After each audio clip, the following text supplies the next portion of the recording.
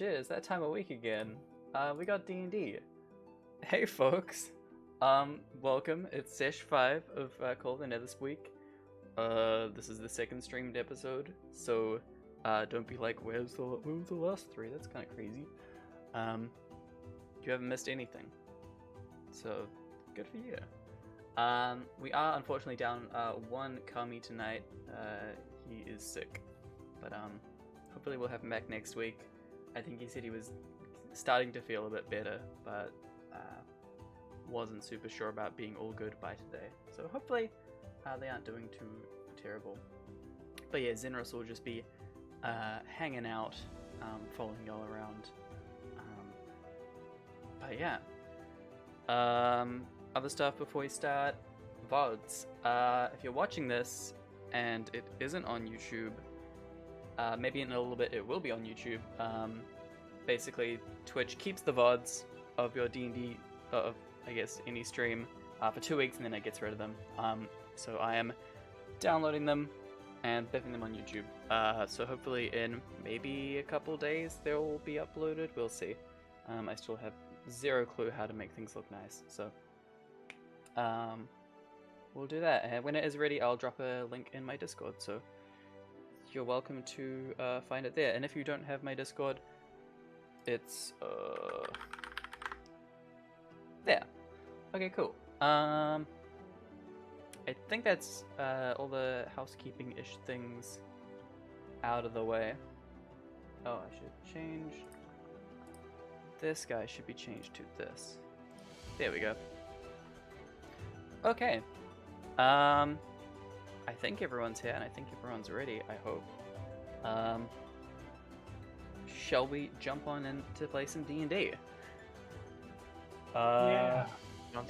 Yes, let's do that.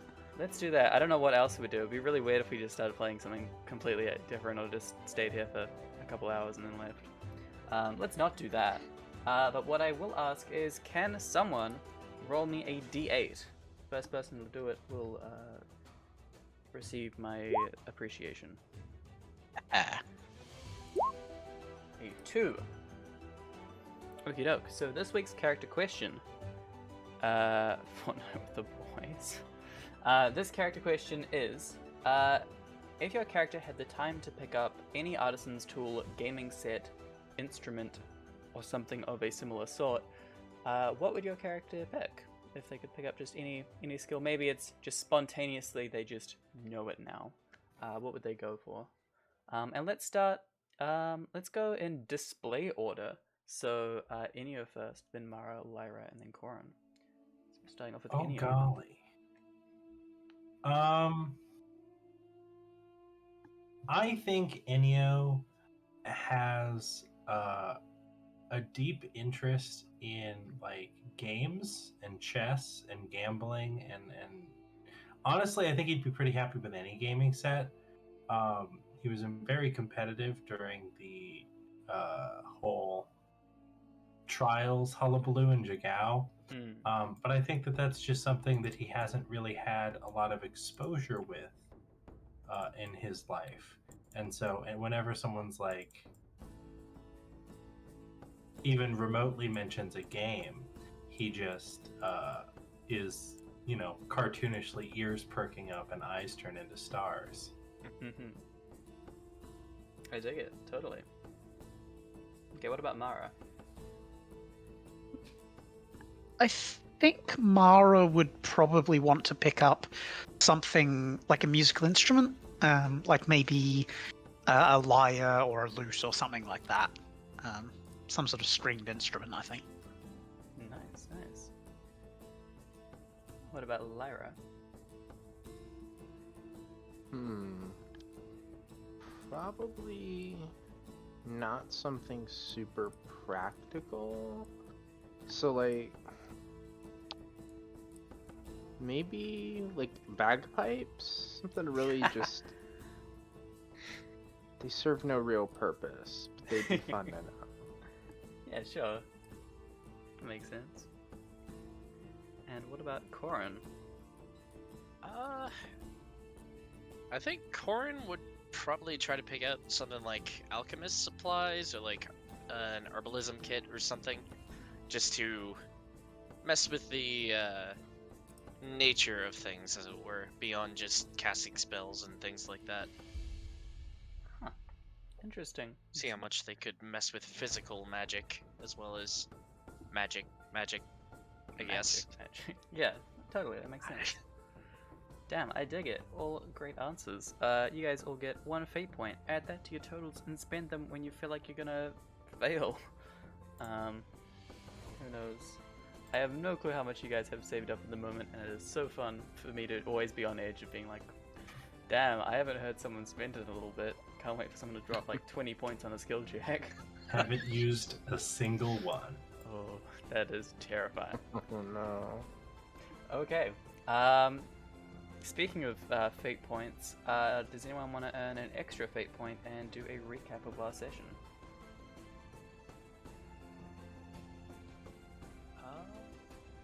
Yeah, I can give it a whirl. Yeah, sure. All right. So last time on NetherSpweek Z, we had departed from Jigao with 2 horses that we had acquired from the local guard.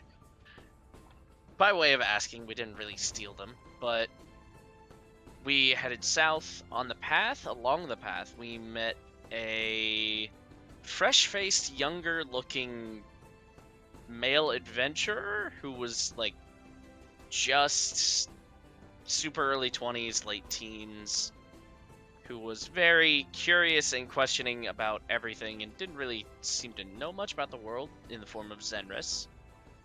And then he mentioned something about having seen visions,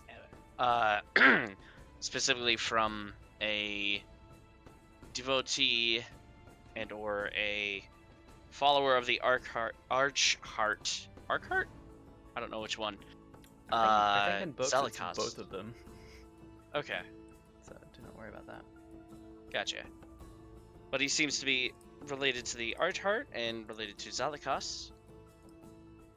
When after that we headed further south, we came across a decaying corpse of a shadow demon. I didn't write the name in my notes, damn it. But it was something from the Shadowfell. It had a spear sticking out of it. It seemed indicative that the previous group that we are chasing had killed it. We headed further south along the path on the next day, and we found ourselves beset by bandits, which we were able to dispatch with some ease. Though there were some things that happened, such as Xenris revealing his lichen nature in a certain regard, and Lyra showing a bit of hand of her where her powers may be coming from. But that's kind of what I got. Yeah, I think you might have meant Mara. Mara, maybe. yes, Lyra's the player. My apologies. Yeah, so there was a bunch that went down last session. We found a bunch of strange things. There was the tax collectors who may not have been all that trustworthy. Lyra pulled a gun on someone. Mara exploded in spider arms. There was a werewolf involved. People were throwing like eldritch blasts like 100 feet and knocking people off horses. Generally, it was a very chaotic fight. Lots of horses involved, which does bring us to the first part of this session. Gee whiz, there were horses. I'll bring you guys over to the battle map for that, and we'll take a look-see at the situation.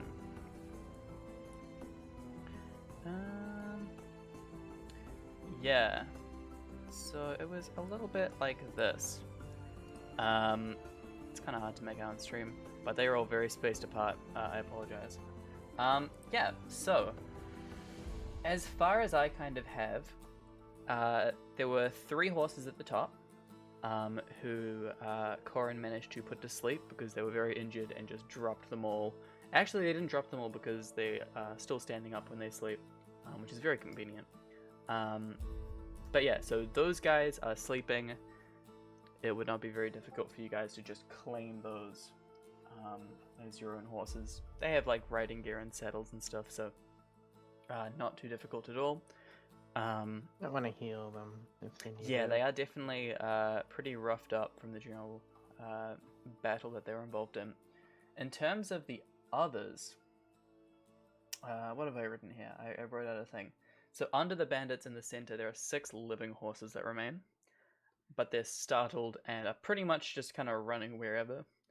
At the, I think it's, the bottom right-hand side of the map, we have another horse that's just kind of trotting off.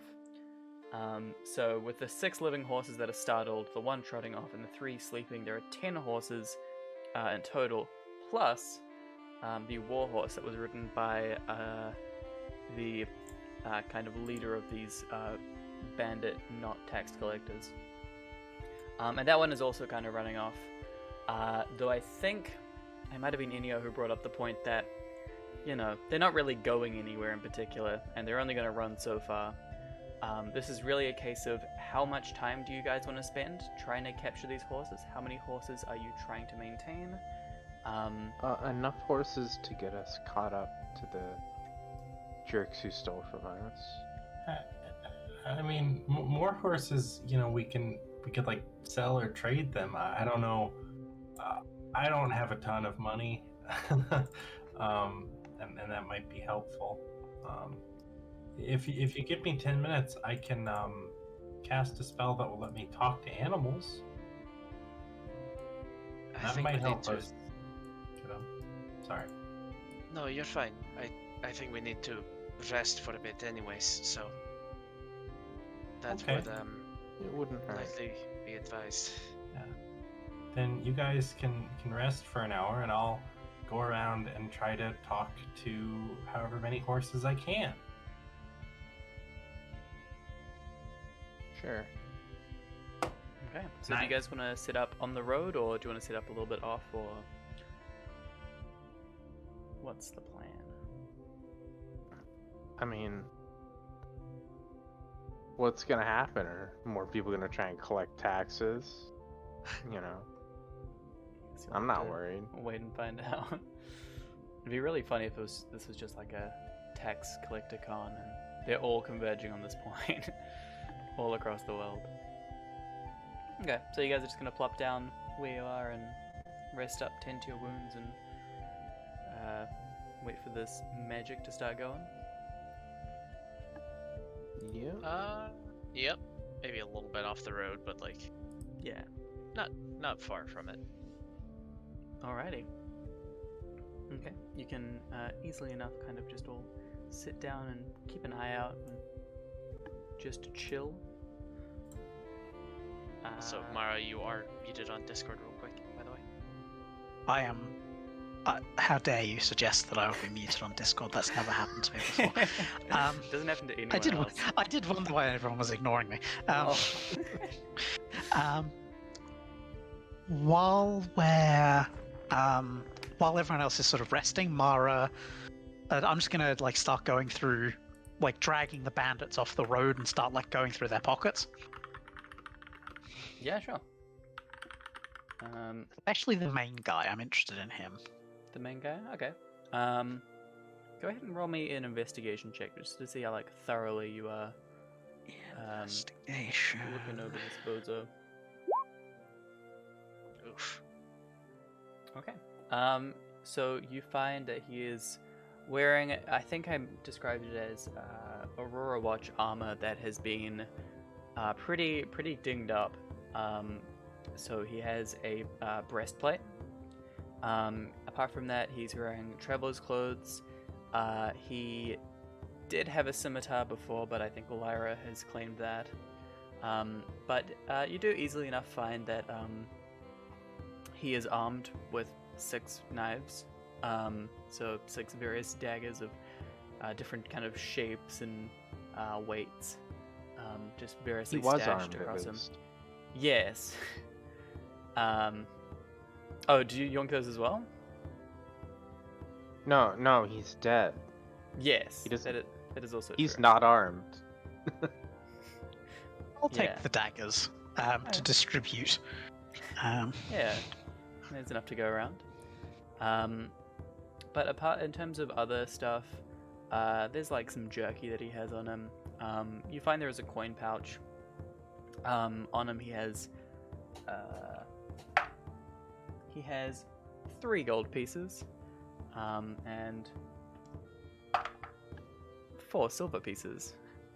So just carrying enough to kind of Not a lot of taxes. not a lot of taxes. Turns out people, for some reason, weren't putting money in the box. I don't know why not.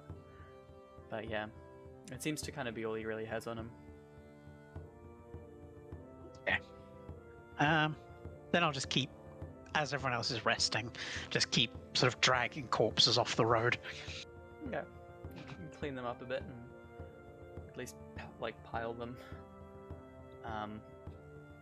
But yeah, sweet on. I don't know if anyone's doing anything else over their rest. I'm just collecting horses. Okey-doke. Just maintaining my weapons. Alrighty. Probably. Hey there, little big guy. It's all good. Nothing scary. Don't worry. I'm just gonna walk closer. Yeah, totally. So have you cast Speak with Animals, or? Yes, I spend 10 minutes to cast it as a ritual, and then I go walking off with it. Sweeter. Alright, so, yeah, are you prioritizing any in particular, or just kind of walking up to whatever's closest and having Yeah, a I just little kind chat? of follow I guess I follow the warhorse's tracks first, and then go look for the other ones. Okay. Yeah, that's it. It doesn't take too long before we can just kind of walk on after it and call out. It kind of sees you, and kind of is beginning to walk kind of parallel to you, so it's got an eye on you as you're kind of approaching. Don't know why the music went to combat music. That's kind of funny. The confrontation with this. The horse pulls out a fucking gun. Yeah, it stands up on its I'm back called a legs and warhorse zips for a its- reason. Yeah, it's just looking at you. Hi. So sorry to scare you. Can you just come back with us for maybe? I mean, What? What? what? That seems like a terrible idea. Weren't you guys like killing everything? Well, your boss was gonna try and kill us. I mean, I'm sure you've seen him do it before. Well, yeah, but usually like no horses die. You guys are insane.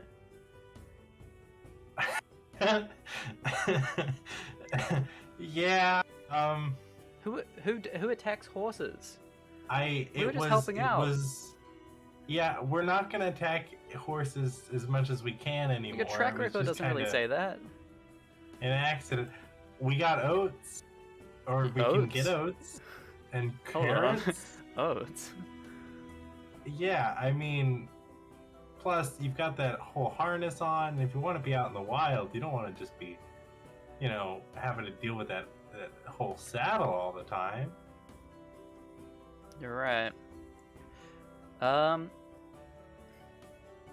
Okay. Well, what do you suggest? What do you reckon? I can do some Look. work for oats and Yeah, all sorts, but- we'll give you oats. Groom your Mhm. fur, get you nice shoes, things like that. Just be our horse instead of your now dead boss's horse. Am I rolling a horse insight check? I Do you want to go ahead and guess. roll me your choice of horse animal persuasion? handling or persuasion with advantage?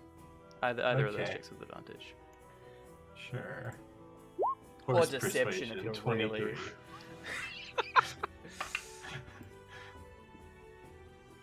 He goes, okay. So I'll work for you, but like not forever, right? Like how long?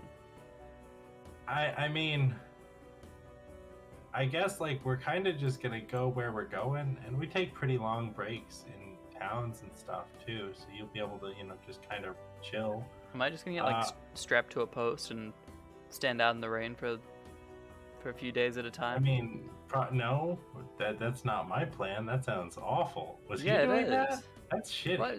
People just Oh. do that. And he You puts ride his through hands over towns his and mouth. and you see just you see all kinds of stuff. People are pretty terrible to horses. I don't know if you noticed. Yeah, I've only ever had one horse before, so, but I'm sure, I think he's doing okay. Anyway, but yeah, so if you want to just head back with us, we can, work out the details as we go, but I'm sure we can find something that works for everybody. All right. I'm trusting you.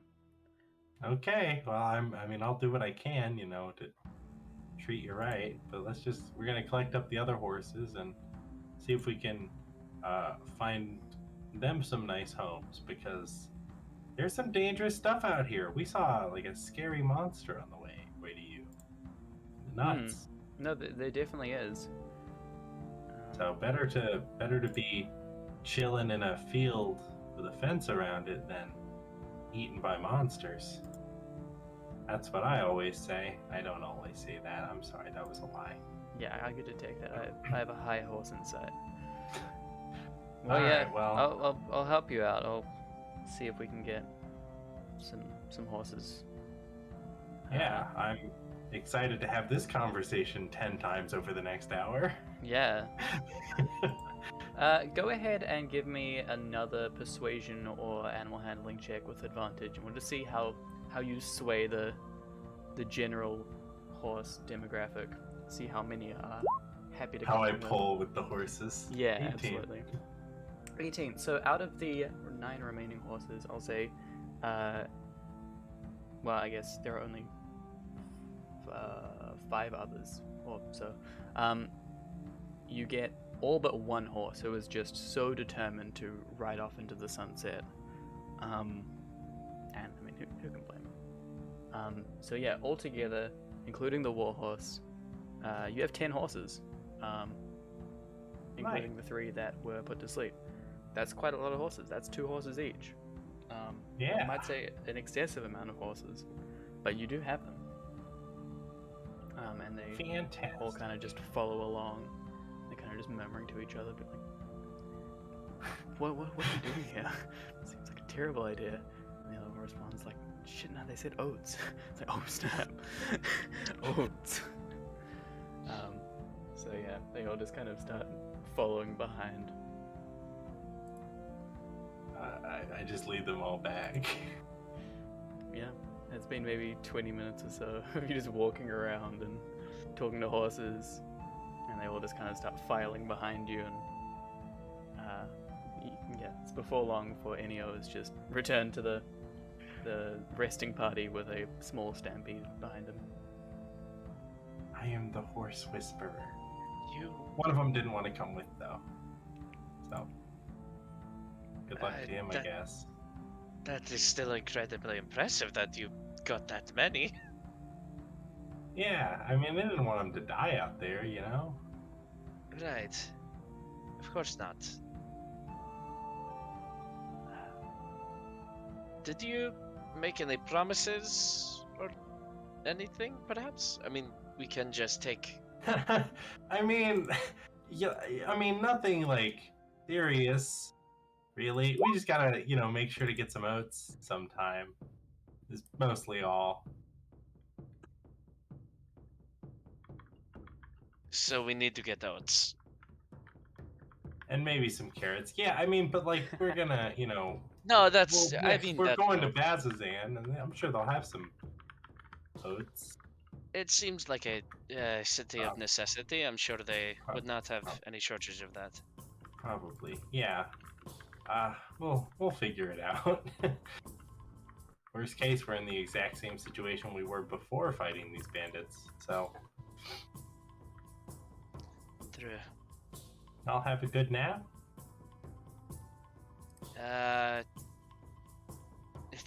it's been 20 minutes or so. It's Wow. not trying to keep wits about us while resting, making sure no more come. At least. No, fair. I don't have a great sense of time, so. That is alright.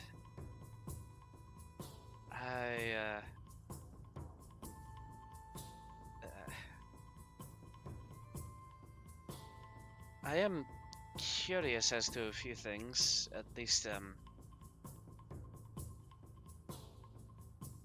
with Lyra. Sort of, You heard my name. It better be something nice.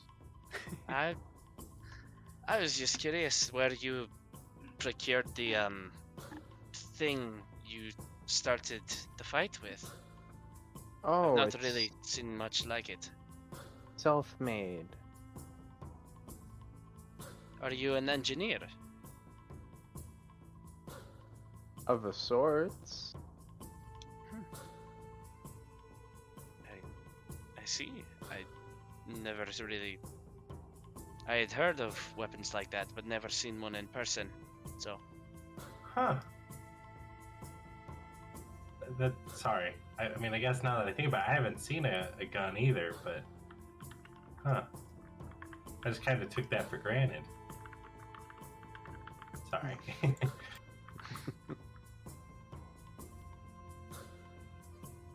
fair. I was just curious.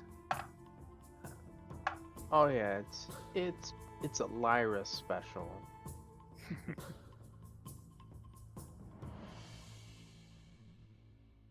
So fun fact. Horses So have a D10 this- hit dice. And they're So looking a what little bit about better. those spidery things earlier? That was pretty wild, huh? Yes, that is another topic of conversation. Yeah, my apologies. I wasn't sure. Yes, I do apologize. Sometimes, if I hurt any of you with that explosion of, well, yes, I'm trying to keep it under better control, but I'll make sure it doesn't happen again. I mean, I'm just. Correct me if I'm wrong, Corin, but I think they're less concerned about the whole getting hurt by it thing, because, like, that kind of just happens with magic, I've heard. But, like, Yes. I think they're more concerned about the whole it was spiders bit. I'm just curious. Don't worry. Oh, okay. Yeah, I'm pretty impartial. I mean, I am slightly concerned of the source of said magic, but I mean, there are many sources across Exandria, and just because it comes from a dark one does not mean it needs to be dark, used for dark means. So, I mean, whatever it what's is, dark if you about say it won't happen spiders? again. Oh, you're human. Oh no. Oh. Yeah, there's like a whole history between drow and spiders. I mean, I don't know if we need to get into all of it, but it's usually a bad thing. It's kind of a bad part of our history. For the most part, it's like before we found the Luxon and came to the surface, and you know, weren't. Well, we were kind of bad people back then as a culture. Our culture was kind of in a dark place.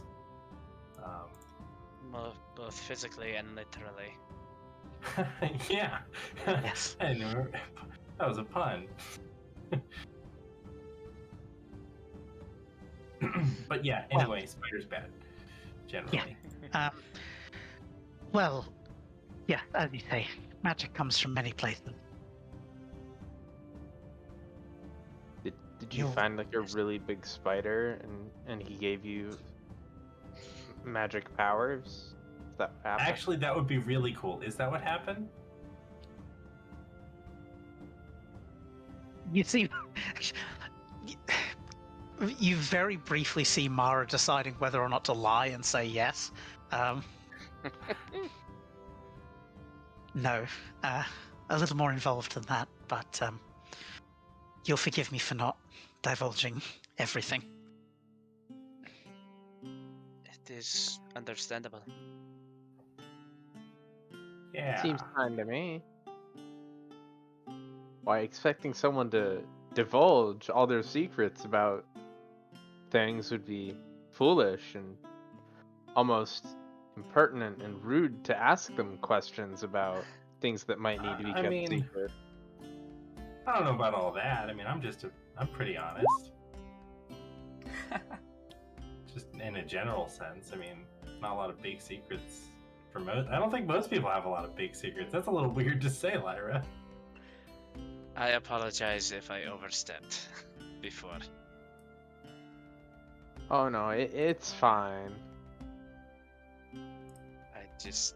Idle curiosity, and we've been on the road for at least a day.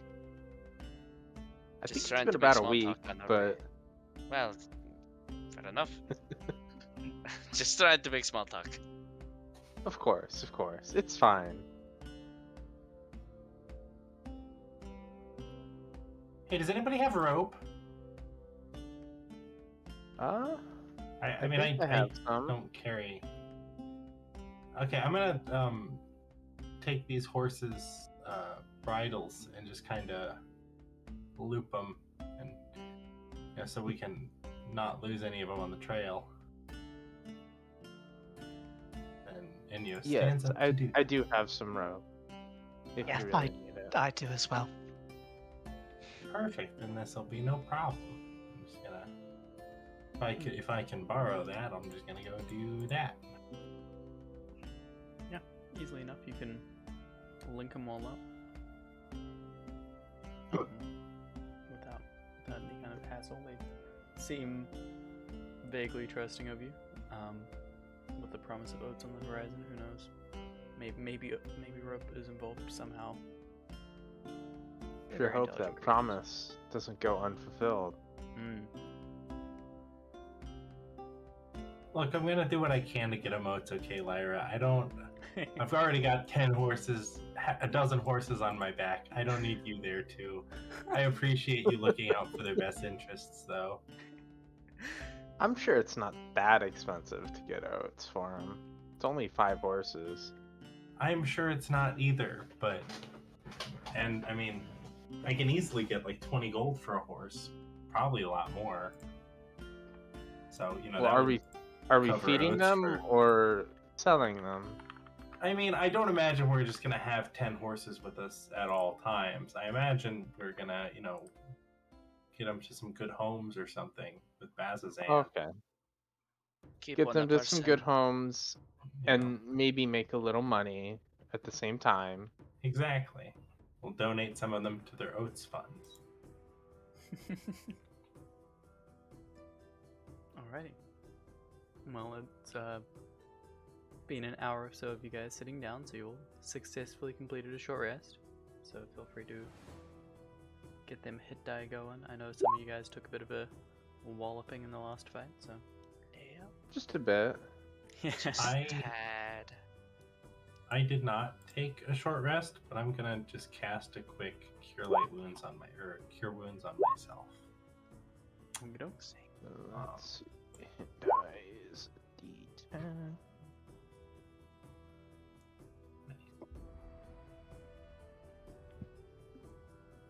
I'm also gonna use Arcane Recovery through the short rest Sweeto. to pull back 2 first level spell slots. Let's see.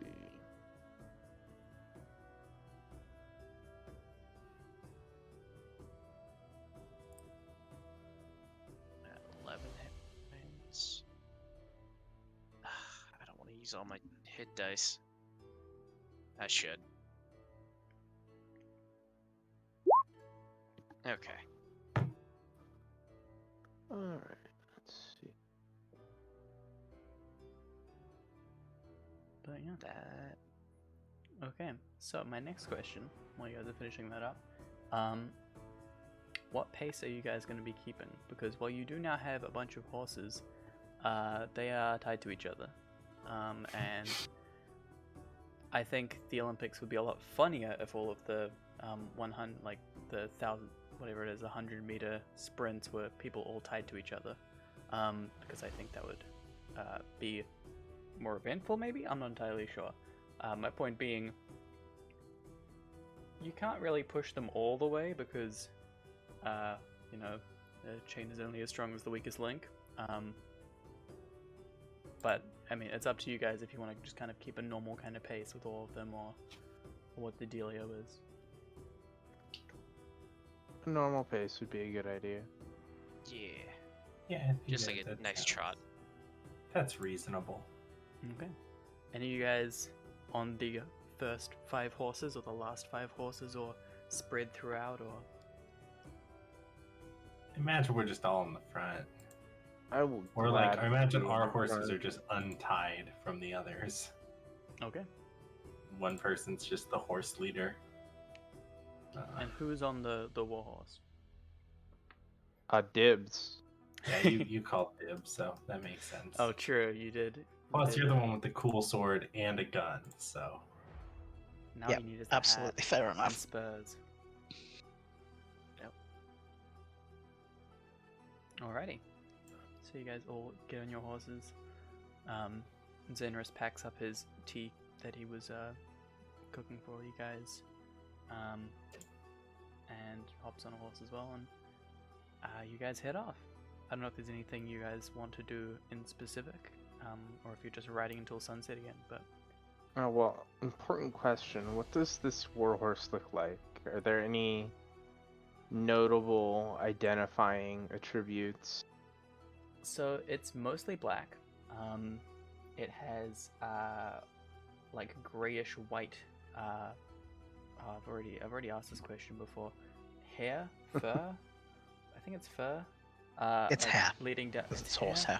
Oh dear. Yeah, it has kind of like lighter hair running down its legs, to like kind of grayish around its hooves. I almost said feet, and I knew that was wrong. They're like But yeah. feet for horses. I guess so. Like human hands, because they evolved from the same space. But hands is a measurement, of course. Who made this language? Yeah. So it's mostly black though. It is currently wearing like patchwork barding made of various Aurora Watch armor. You can kind of imply that this armor was most likely yoinked off people who had been recently. I kind of like the Yoink. armor. I think we should stick with that theme. You know? I'm gonna play Lolth's advocate here and say that walking into Bazazan, the military outpost town, with a horse covered in Aurora Watch armor, obviously taken from probably dead Aurora Watch soldiers, might not be the best look to introduce ourselves All with. right. Now, on the other hand, they might recognize whoever this guy was, who's, you know, behind we thoroughly trounced and ended's life, and give us a reward. Because I imagine that he wouldn't just willingly give up his horse, so they might go, oh hey, it's that guy who killed a bunch of us, his horse, he's dead, that's good, let's keep them in money and food. I mean, if that's what you want to do, okay, I'm just gonna ride the other 6 horses in the back when you do that. I mean, we do also have all of his weapons, so Yeah. we can produce a convincing case. It'll be fine.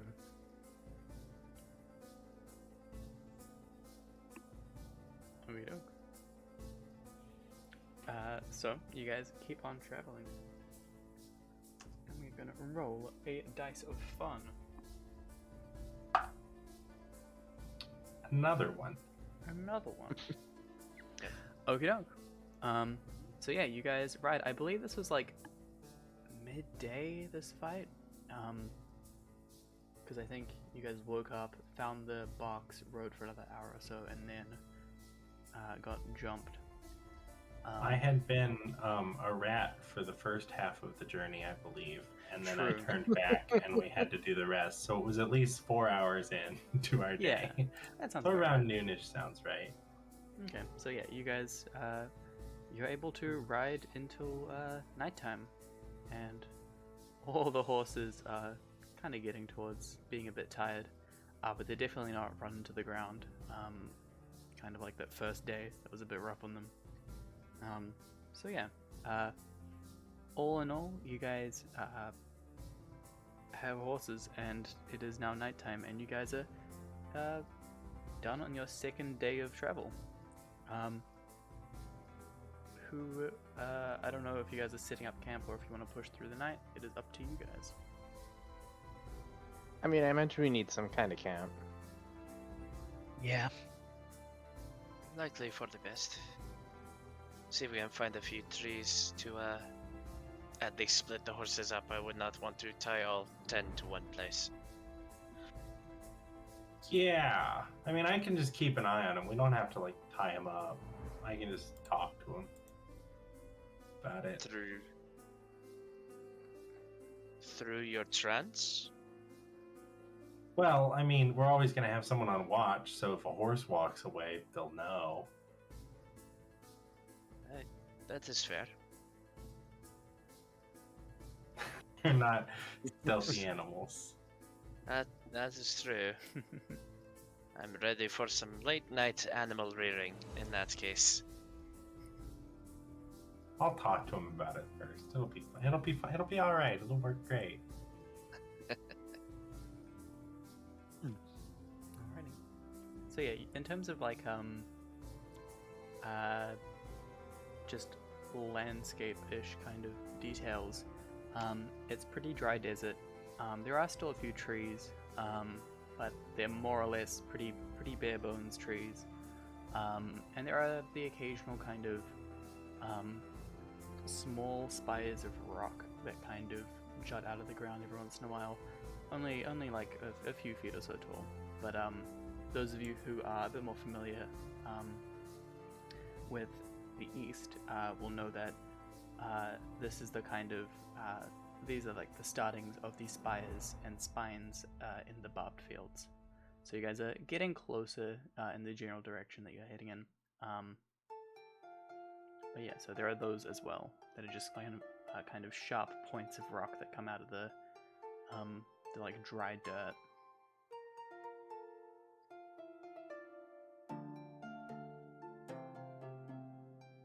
That's not ideal for horse grazing. No. No, it does look a little mean for grass. You can like walk around for a little bit and find there are still like small patches of occasional patches of dried grass that's kind of around, but yeah. I've never quite been this far east, so first time seeing these spires. Even the start of them is a bit concerning, but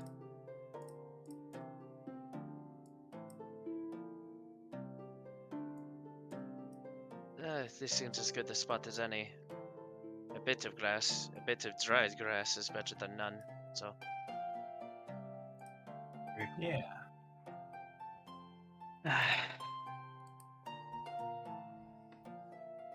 Okey-doke. same thing we did last time. I'll take first watch, Mara in the middle, and then I'll take last, or do we want to divvy it up differently? I think that works for me. I mean, I need a lot more sleep than you guys, so if it's not super important, that's fine with me. But if you do need me, like if something comes up, feel free to wake me up, you know.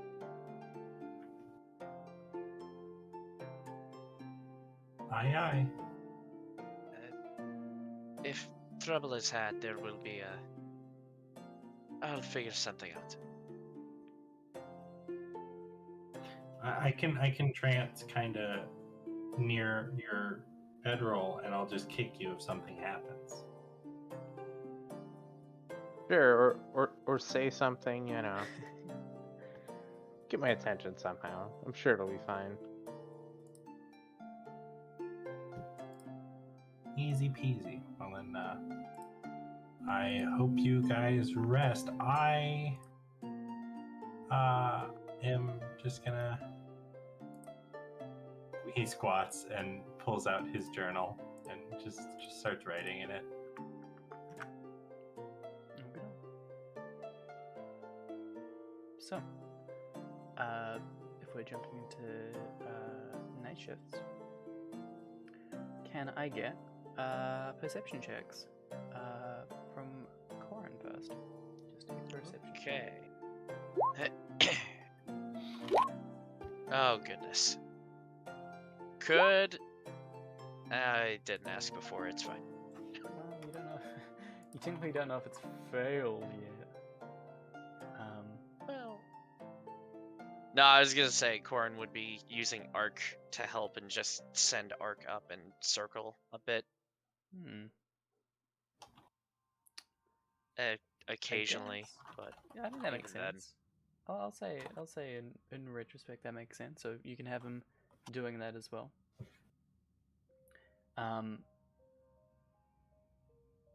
Yeah.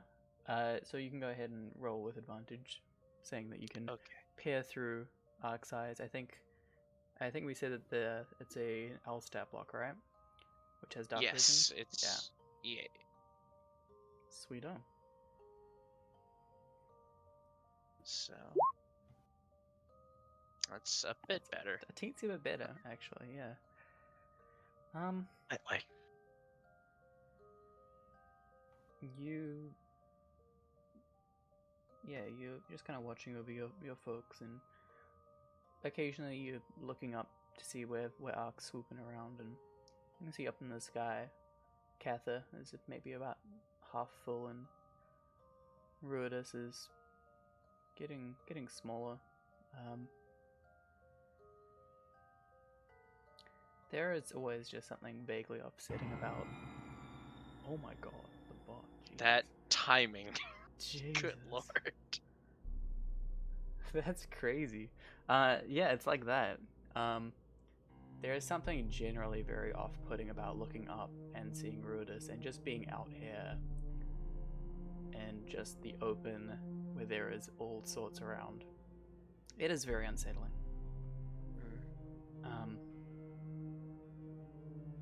And you kind of just watch out along the kind of horizon and look over your newfound companions and your small swarm of horses. Something feels a little off.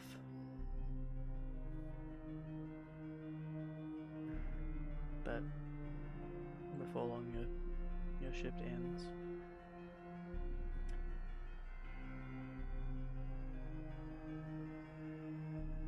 Can you go ahead and wake up Mara? Yeah, Corin would go over and I would, real quick, just one small thing. Mhm. Just while looking up at Ruidus and then recalling images, the vision that we had, and the deep red, like, hands pouring out endlessly. Anything come from that I've read about? It did it again. That is impeccable timing. Not that really immediately comes to mind. Okay. You can, if you want to roll a history or... Yeah, I'd say history or maybe Arcana. I'd say I'll do the DC would be higher for Arcana. Yeah, I'll do history. If that's okay. Yeah, of course. Yeah. Yeah. I mean, Ruidus as a celestial body, if that's the right word. I mean, it's just so far away. It's very, very hard to research something that is just ages away. Like, all that there really is surrounding Ruidus is vague folklore and speculation. But there is kind of the association with Ruidus and bad luck. Oh my god. I need to change the Jesus. music. It is terrifying. I think Corin would at least be aware of like the Moon of Ill Omen and all Yeah. of the vague histories. Yeah. Yeah. There are, people that are born on like a full Ruidus are known as like children of ill omen. Right. Oh my god, this music is spooky. Yeah. Generally, you can't really tell anything that might be pertaining specifically to your visions, but I mean, Gotcha. it didn't give you good vibes, so there could be some overlap. Right. Yeah, it's kind of hard to tell. Yeah. The vibe check was off, for sure. Right. Corin would just go and wake Mara and just something feels odd. Keep a vigilant eye. But it is your shift. Very well. Ruidus is watching over us at the moment. Among other things, I'm sure. Almost certainly. Oh, and if you need him, and Corin will just pop Arc out on his hand and then like offer him out to you if you would. Yeah. I'll reach out. He like pops up along your arm and then goes up to your shoulder. Mara reaches out like in that way that it's clear that she's never held a bird before. He's very friendly and he appreciates scratches but right here on the head. I'm skipping this song. I'm so sorry.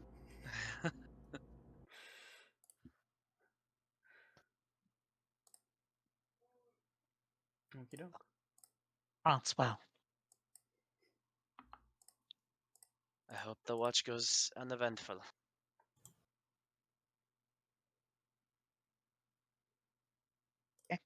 I'll sit down and start. I'll start my watch. Sounds good. Okay. Go ahead and give me a perception check. Perception. Okay.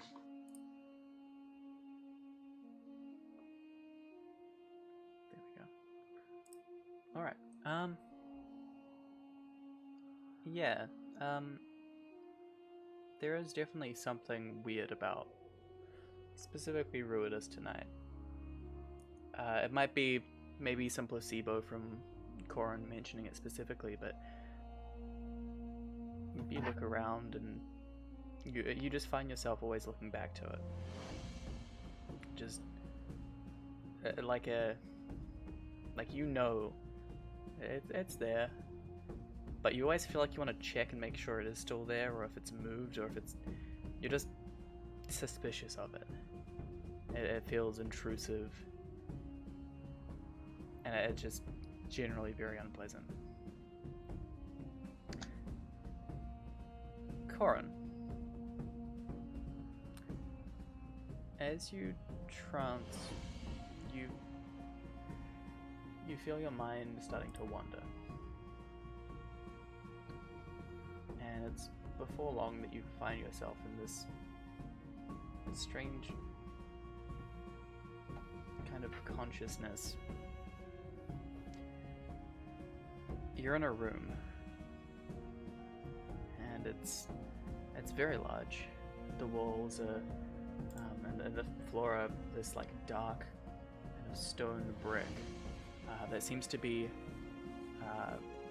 maybe not even individual bricks, maybe just carved to look like bricks.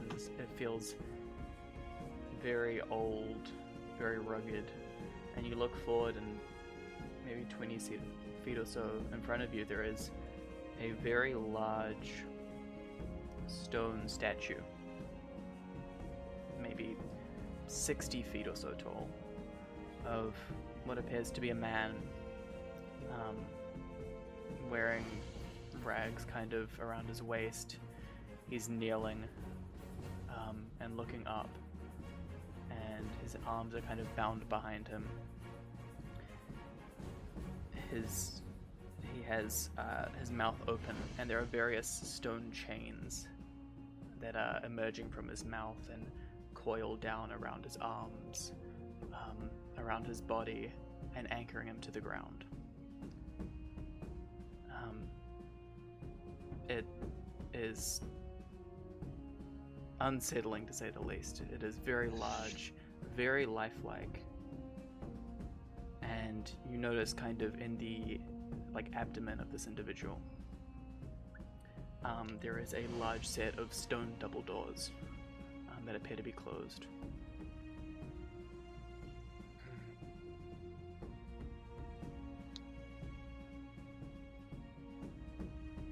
Just get a quick swivel 180. I'm alone in this giant space. You are. There's it seems like the walls just wrap around in just a circle. There appears to be a hole in the ceiling, but that seems to be maybe 100 feet or so up, and there is a dim kind of whitish grey light coming through the roof that is illuminating the figure.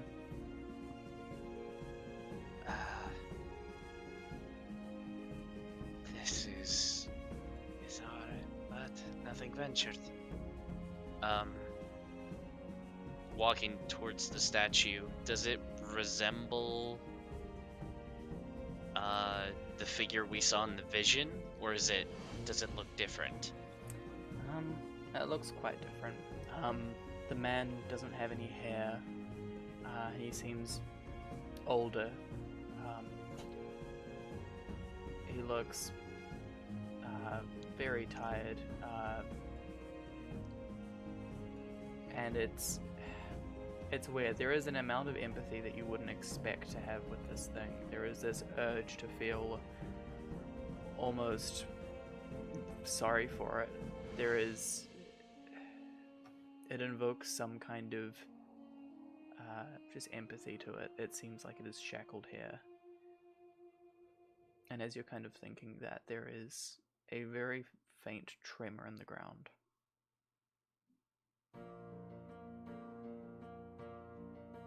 And it begins to swell, and it feels like it's getting closer.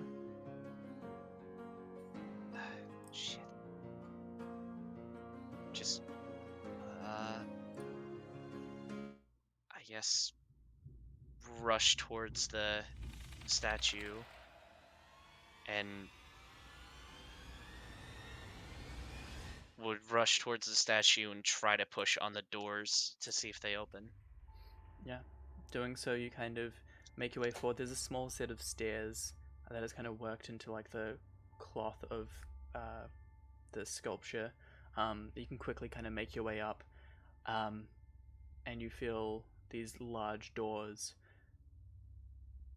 They don't really budge, and it feels like maybe you need to give it a solid shove if you're really wanting it to open. Doing so, you're kind of, naturally your response is to start panicking, because this rumbling is getting awfully close, and it's a few moments of just it getting louder and louder and louder, and it feels like something is just going to appear somewhere around you. You're not entirely sure. It's from below. is there anything you'd like to do? You feel like you've got maybe a few moments before it arrives. Shit.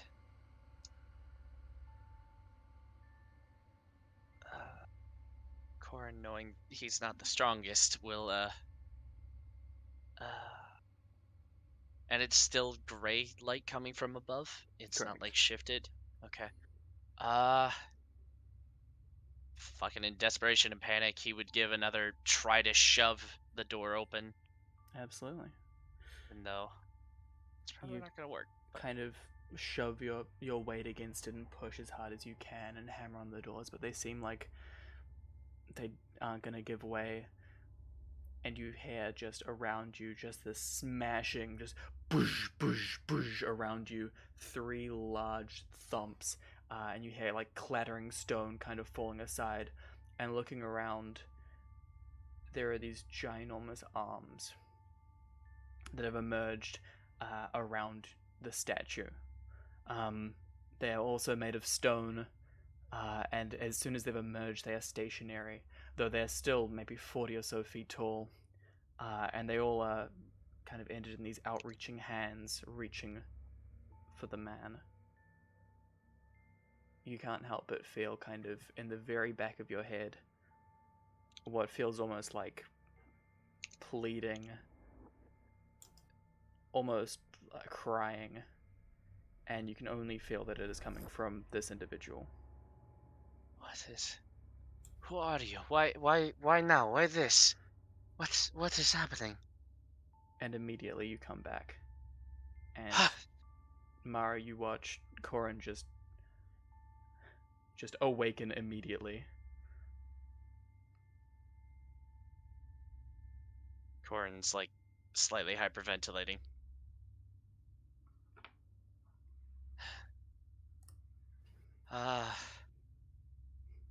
Did you? Mara, did you see anything? Did anything happen? Ruidus seemed worse. Strange.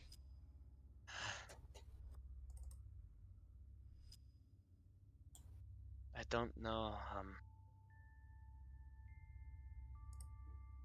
I don't know if it's related, but I just had a vision, and Corin would describe down to the last detail everything he saw. Yeah. I have sent you a visual aid, just to kind of get a vibe of what you saw, Corin. Okay. Or at least I'm seeing it. But yeah.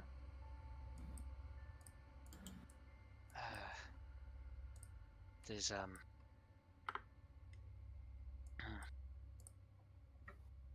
unfamiliar feeling to me as far as visions go.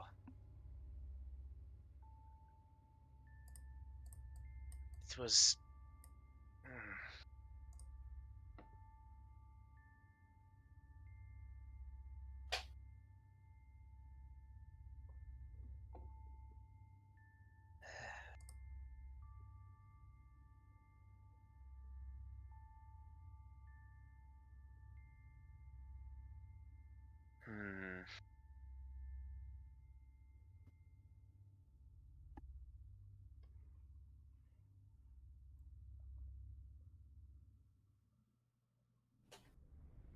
trying to.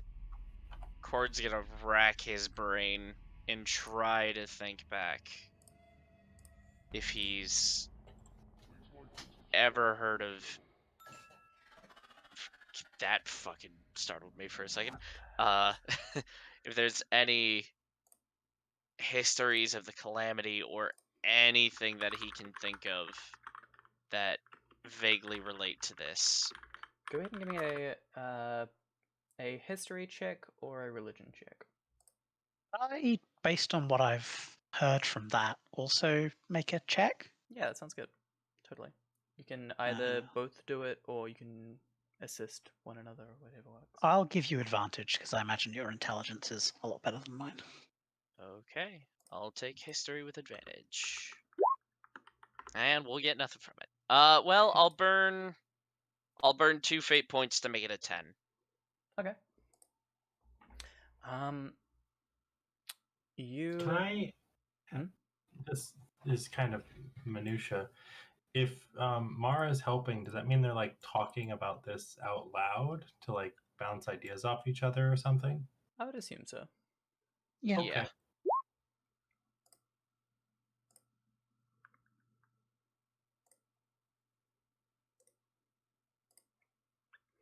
Okie doke. What was that shit? So, I think, Corin, you would come to the conclusion that this is bad vibes. Again, your vibe check is excellent. Maybe specifics are a little too tricky. It definitely seemed terrible. You're not really all that sure. There wasn't any vivid iconography or anything that would really tell you where or when this was or if this even is. It's pretty tricky at trying to piece together anything. Hmm. Anya, Mm-hmm. you're thinking about what you've kind of heard, and there is a. You're not entirely sure if it could be related, but you are aware that, um, in terms of, I mean, any kind of lead, 3 arms is an uncommon number of arms for things to have. Um, you're thinking about threes and all that kind of stuff. And you remember that one of the betrayer gods, Torog, the crawling king, is commonly associated with his 3 arms. He is the betrayer god associated with, I believe, the Underdark, but also things like torture, imprisonment. Just generally an all-around pretty sweet guy. Real party dude. A real party dude.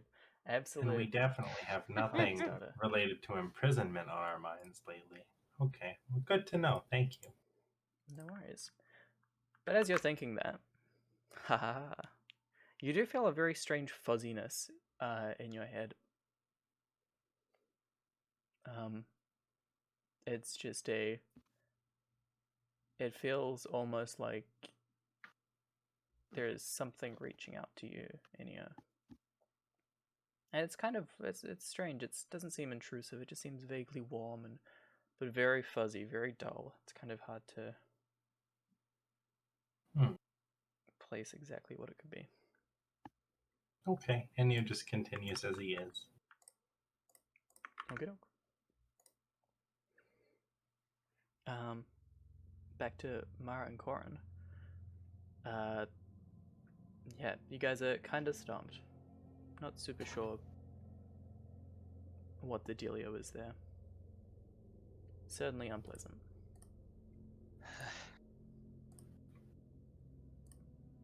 This was never really my area of expertise, but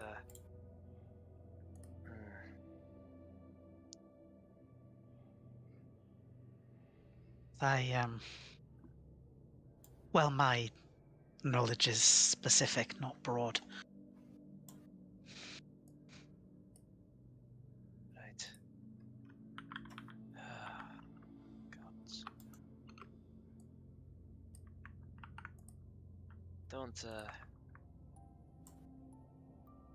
You don't think this has anything to do with her, do you?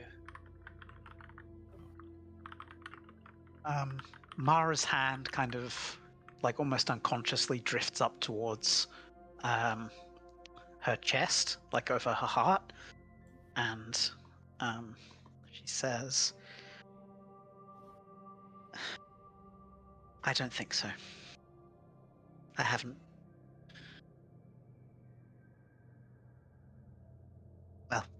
I don't think so.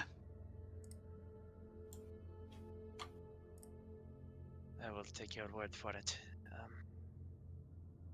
Alright, well. Hopefully the rest of the night goes fine, but...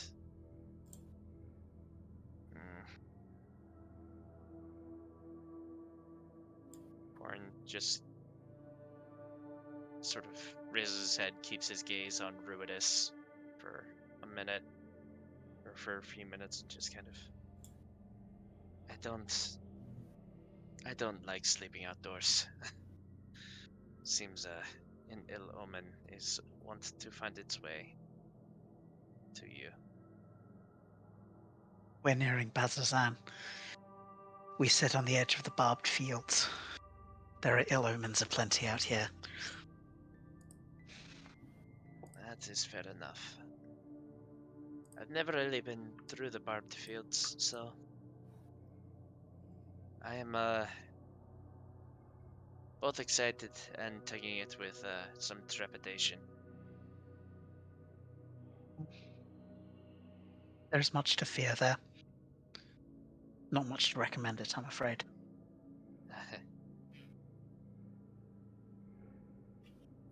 Alright, well.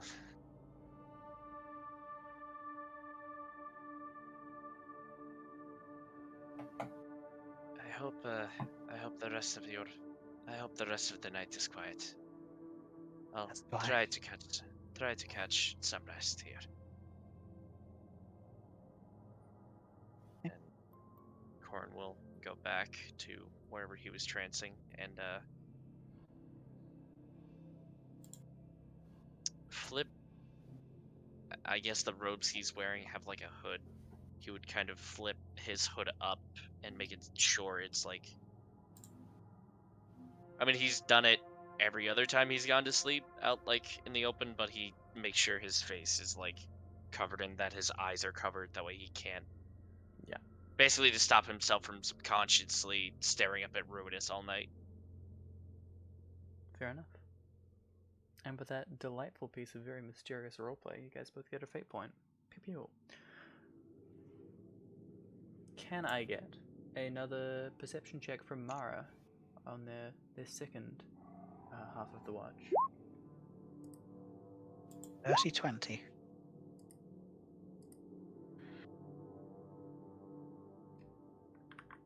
That is pretty dang good. You, yeah, keep on looking around. Keep an eye out. And you're pretty sure that there's kind of nothing else out there in the dark. There's a lot of horses, but you guys are pretty safe.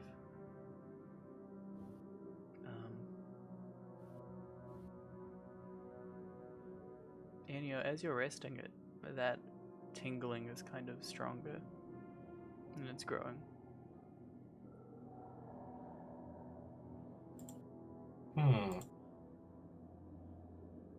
I think Inyo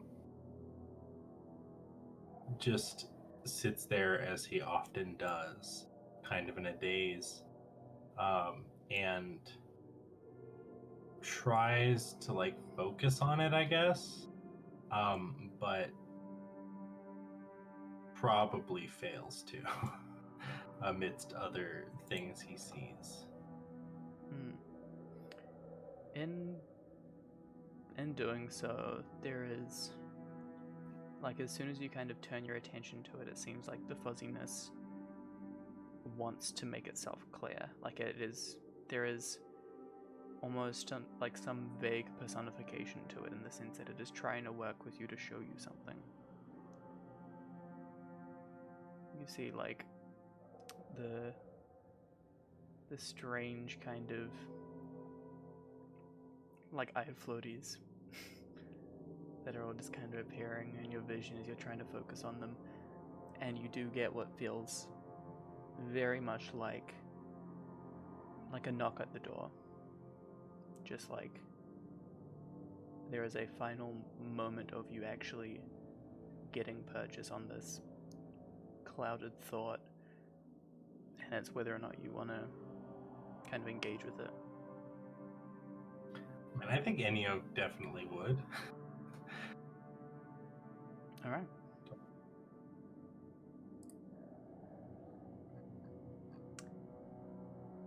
In doing so, you are immediately a lot comfier. There is a kind of sigh of relief, but also you are physically comfier. It's quite odd. You look down, you're in bed, and the world around you is different. And this is your bed from back at home, but you're not in your room. There's no walls around. You're just sitting. You still have your book, but your surroundings have changed completely. You're now sitting in the middle of the Xhorhasian Wasteland. But your bed's there, and it's nicely made. And there is wind and sand and dirt and dust that is kicked up by the breeze that's kind of passing through. And it's this weird kind of... It's light enough to be daytime, but there is this weird liminal space vibe about it. It's kind of hard to see any more than 30 or 40 feet in any given direction before this just kind of murky, sandy, just yellowy abyss is kind of blocking your vision. As you look around, Oh, go ahead. sorry. As you look around, you make out that there is a silhouette, kind of in this, for lack of better words, like a sandstorm. It isn't encroaching on you, but it does seem almost like a barrier that is just staying where it is. But yeah, you do see a vague silhouette just kind of standing maybe 40 or so feet away from you.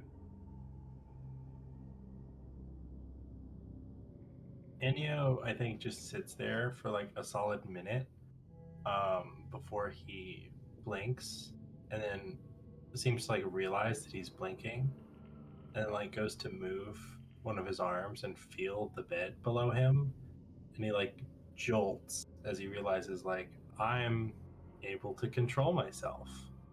This is like not. This doesn't feel like a normal dream. For him.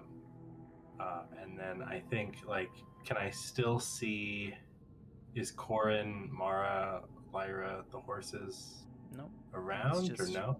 just wasteland. And as you're moving, you can move your arms, but while the bed is soft, it's very rigid. It seems like it's kind of holding your legs, like where you are.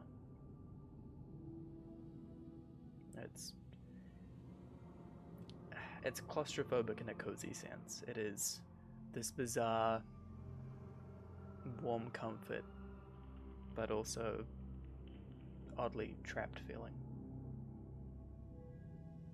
Enyo, like, looks down at his hands and his clothes and stuff. Does he look the same as when he looked when he went to bed? Mm-hmm. And everything's the same? Okay. It's like before you left. Ha. And you see the individual who's 40 feet off. They're moving now. You can see them kind of walking towards you, but they don't seem to be getting any closer. They just seem to be walking. Okay, I think Enyo's gonna try to get out of bed and move towards the figure very slowly and carefully. Yeah. Go ahead and give me I'll say it's a charisma check. Just a kind of Okay, force of that will. that should have been 2 lower. So, sorry, 23. Only a 23. you manage to like free yourself of the sheets, and they bend in a very strange way. They are rigid, and only slightly kind of pliable. But you push them off, and you go to get off of your bed, and below you there is just dirt.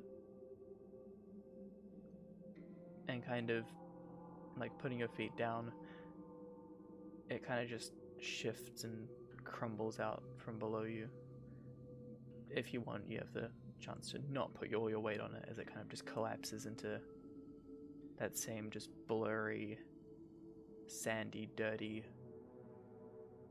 sandstorm that is now just kind of below you, just ever so vaguely just spinning and drifting.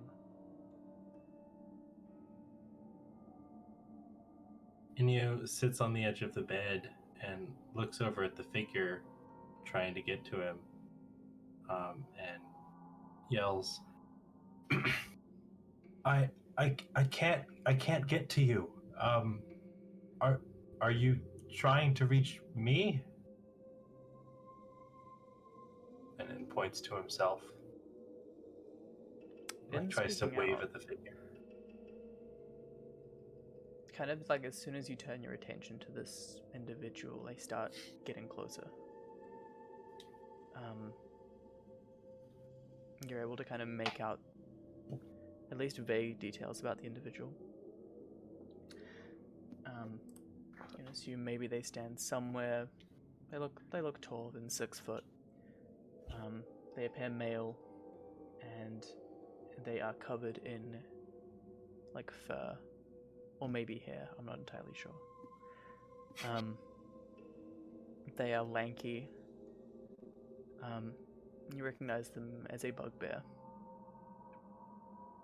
and they kind of get maybe 30 feet away from you. It seems like this dirt is operating kind of as it's oddly natural in the way that it just shifts, and it seems to be pulling him kind of toward you. And he looks over towards you, and he just kind of stares, almost in disbelief. He wipes his eyes, and he seems very emotionally struck by seeing this. Hello? Hello. You can hear me? Are you?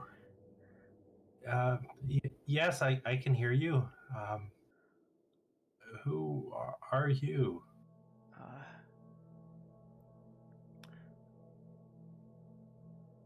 He stands, and he appears to be thinking.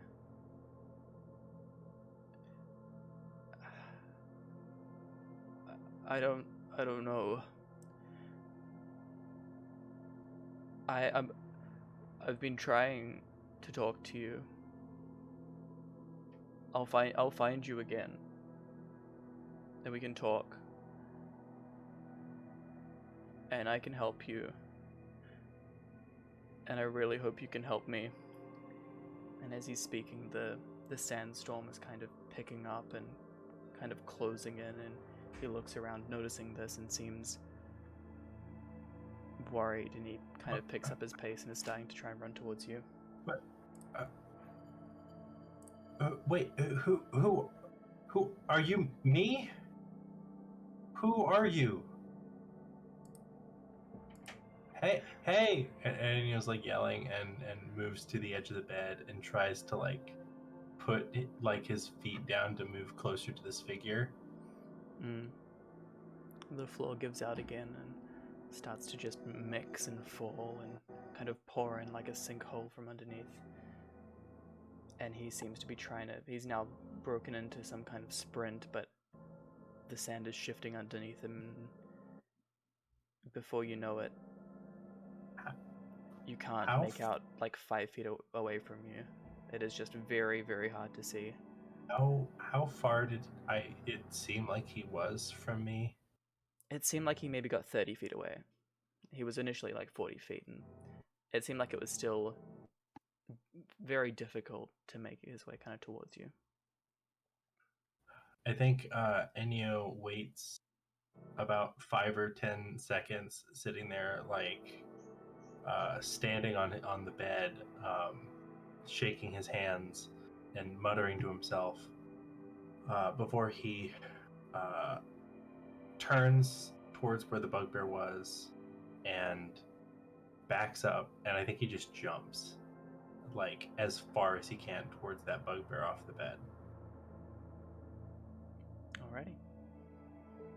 You leap off the bed, and instead of hitting like harsh ground, you just kind of tumble through it, and it falls with you, and you find yourself just falling through just this spinning, swirling storm of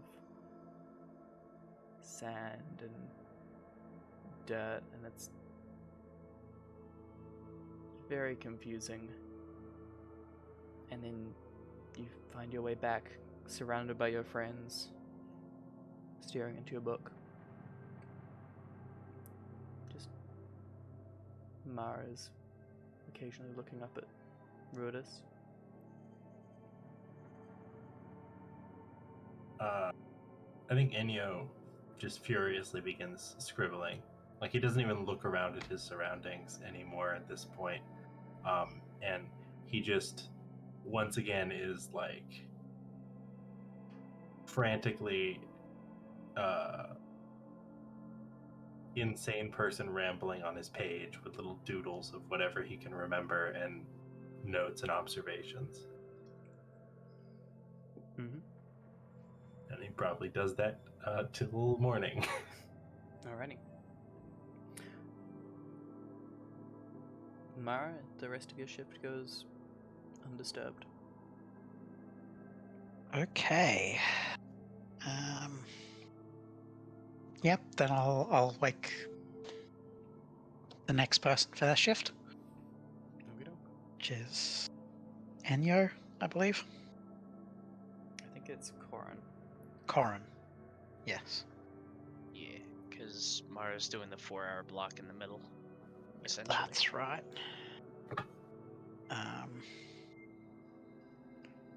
Okay. Yeah, I'll wake Corin. And just anything else? Nothing beyond the usual trance dreams. I thought of the figure again, but I couldn't really get anything deeper. I would say he's responding to you with his hood still up and everything, and just starts getting up to go over to a better spot for watch. Okey-doke. Right.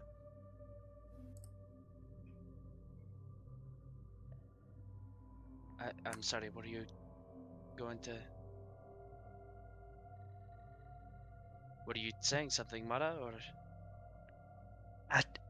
Good night.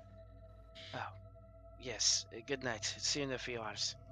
Hopefully the last goes unabated as well. Okay. One more perception check from Corin.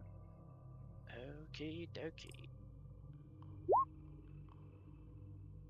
Can I... Yeah. You look around and things are just fine and dandy. Do I... Yeah? Would I notice anything weird with Enyo? Or is he just kind of doing his own thing? Enyo's no longer trancing, it seems, and is furiously scribbling.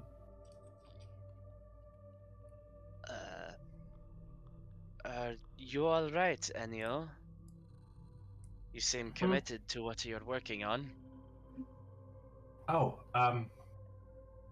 yeah, I'm just working on my journal.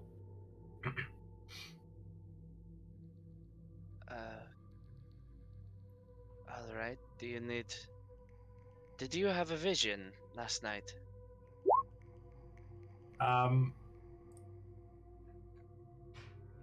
No, just normal trance dream stuff for me. Why? Did Well, you? I did, which is, abnormal, I will say, and if you can hold out for a few hours, maybe I can bounce it off you, Lyra, and Vizren, and at the same time see if anybody has any idea. Or I'll just, never mind, that doesn't make sense. And Corin will lay out all the details of his vision to you that he can remember, which is all of it, because he is Oh. a smart lad. Well, 3 arms sounds to me like, oh, that one betrayer god. You know the one. He says. The name Storval? Crawling. Yeah, I mean, close. Torog, yeah. Torag. How did I forget? Yeah, he's kind of. I mean, given that we had the vision of a whole, enslaved figure, like all done up in chains and stuff, that seems kind of up his alley. So it seems like we're looking for someone Torog maybe captured. I don't know. But that sounds like what your vision said to me. Indeed, it did not resemble the other figure we saw. I believe Alexian was the name. Seemed different. Perhaps we'll find more once we get to Bazazan and Betrayer's Rise, but... Perhaps. I mean, we are headed to a temple or an area with a lot of history related to the Betrayer gods. I don't know if it's Korok specifically, but we'll just have to see. I suppose so. So, yeah, good luck in watching them, awake but not paying a lot of attention. Alright. Do you... Korn sort of glances at Enyo's notebook and remembers whenever Enyo had shown it to him. Do you need a hand ordering your thoughts, maybe? I don't think I've ever seen writings. Well, writings like that normally come out of a,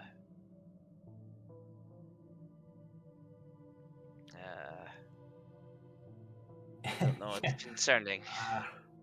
Yeah, I appreciate it. It's what works for me. My thoughts are usually a little scrambled. So, thanks though. Yes. Maybe if I try to learn, magic that requires a little more organization than like faith and stuff. Fair enough.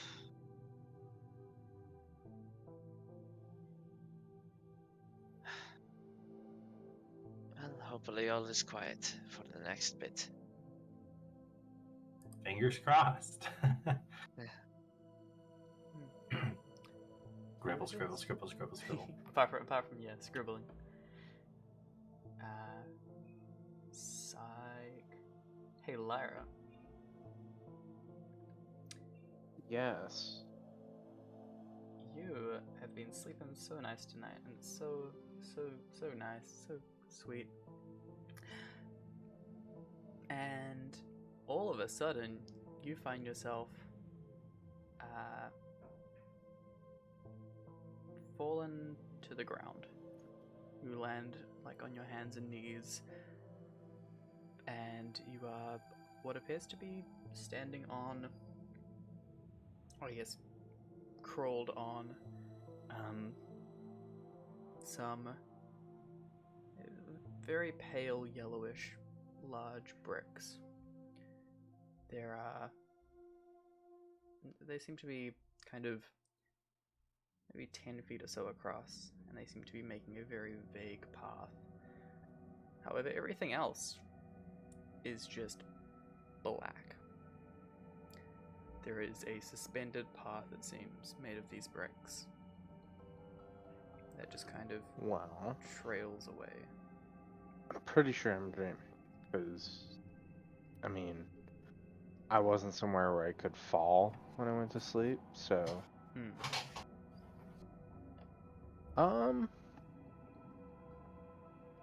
I'll stand up, look around once again. Everything is, pitch black aside from the path.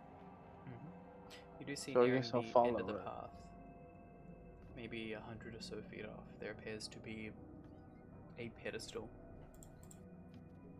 that is standing up, made of a more white, just like a little column. Is there anything on the pedestal? It's kind of hard to make out from this distance.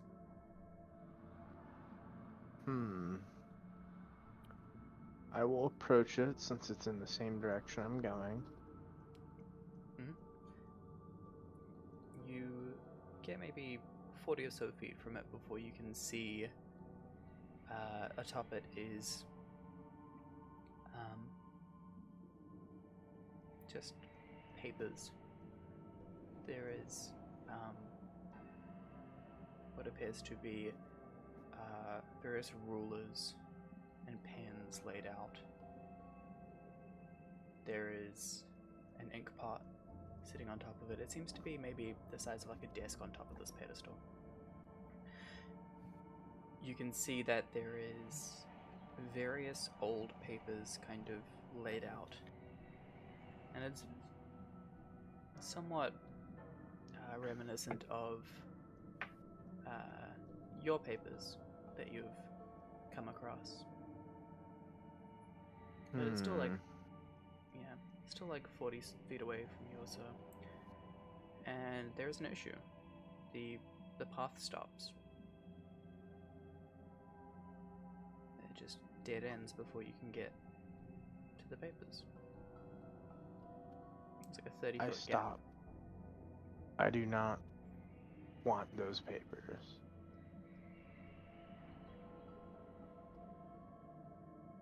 So I will just sit, because I do not want the papers. I just kind of don't know what to do now in this weird abyss. Alright. You sit down. After what feels like a few minutes, you hear the kind of weird... It almost sounds like a trickling sound, which echoes in a very bizarre way. It feels like I feel like I know this prank. the area around you is maybe a bit more closed in than you initially anticipated, just being a black expanse.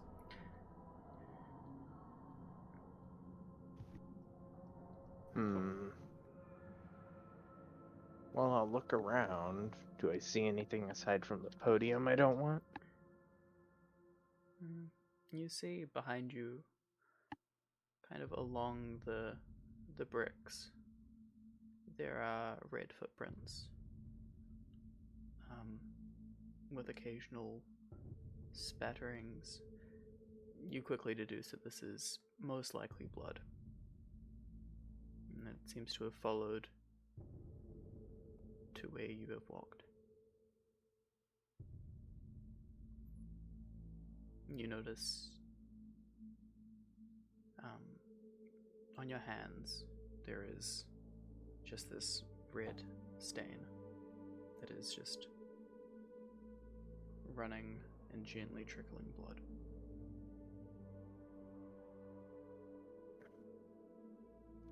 I like glower at my hands, whatever. It doesn't hurt or anything. He deserved to die. He was a bandit and trying to hold us up. The world is a better place without him. So whatever nonsense is trying to make me feel guilty about it is just silly. You know, I'm just making the world a little better, You saying changing this, things for the better. You saying this aloud, you kind of hear your voice echo out, and you hear it back to you, just the making the world better, better, better. And the black tone of the void around you begins to slowly shift to a dark, ruddy red. And this kind of addition of maybe a slightly lighter color, you notice that there is, between these bricks and kind of outward, there is just a reflective surface, sharing the same kind of red color as you have left in this trail. You see what appears to be just a lake that you are standing on, these bricks suspended and floating, and as you kind of look back towards the podium, there are these red bricks which have just started to appearing one by one, as if the bricks themselves are walking towards the podium, eventually completing the bridge.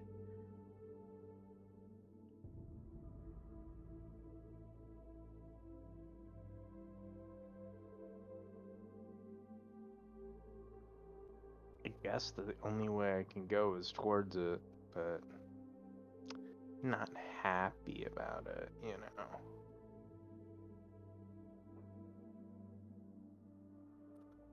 I will look at the papers on the podium, and I'm just gonna, like, sweep them off and onto the weird dream floor. Interesting. The glances that you do get,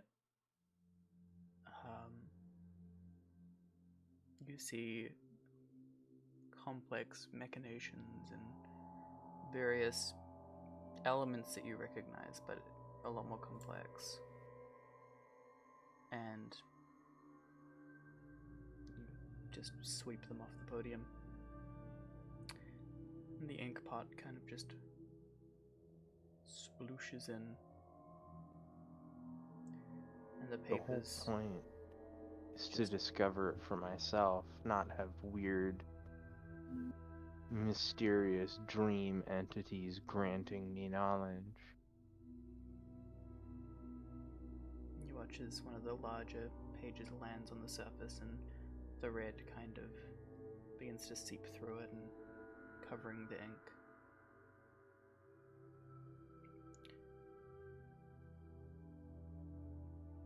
And in an instant, the bricks vanish, and you feel yourself just drop as you wake up.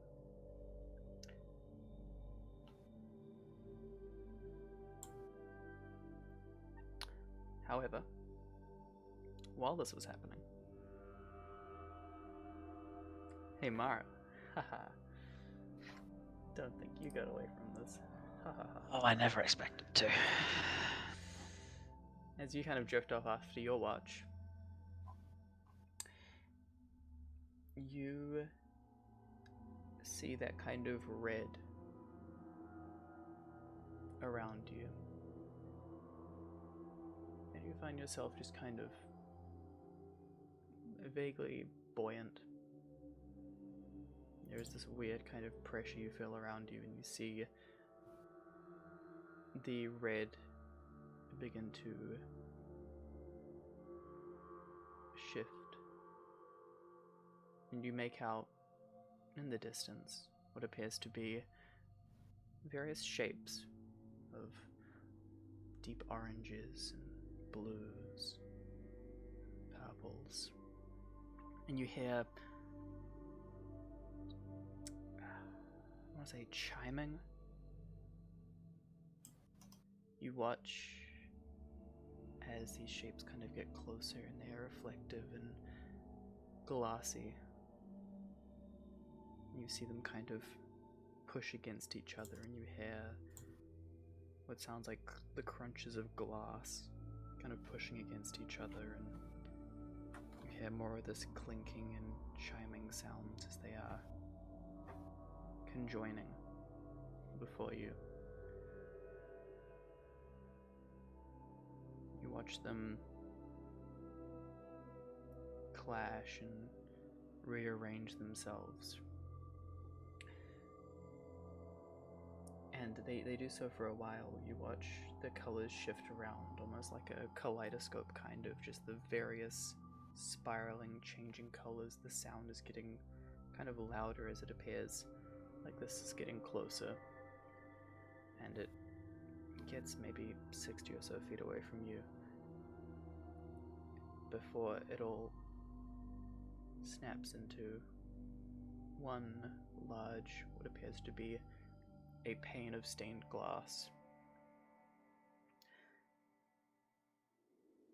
The colors and the various pieces of glass still seem to shift and change amongst each other, but now they seem in unison. And you make out that while most of it is shifting, there are some parts that are staying localized and forming into slightly more intricate kind of designs rather than just messes of color. You make out the following symbols. There is what appears to be a crown that has various, there are two large kind of curled horns that come off the sides. There is a flail. It seems to be, the head of the flail is 3 chains. There is a spiral that is surrounded by various spikes. You see a singular eye with a drop of blood coming off of it. You see what seems to be a reptilian claw. You see 3 arms that are kind of around this black circle of glass. You see a hand with an eye on the back of it. You see what appears to be a coiled snake. And one final one that you see is a shining, bejeweled spider. And you see it.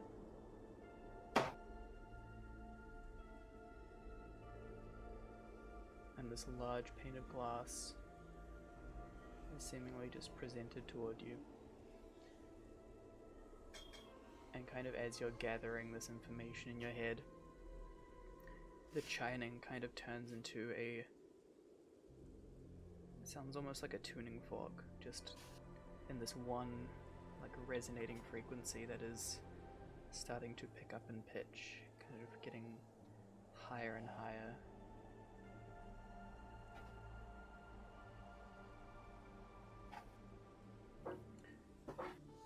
Is there anything you'd like to do? I mean, anyone who is near, I mean, as the symbols appear, Mara is intoning the names that she knows goes with each symbol. The sign, the name that she knows belongs to each sign.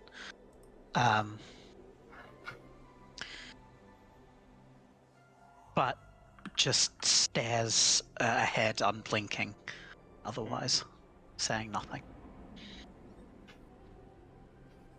The pitch kind of gets higher and louder as you observe this glass pane beginning to resonate with the sound and vibrate, and it begins to start to wobble.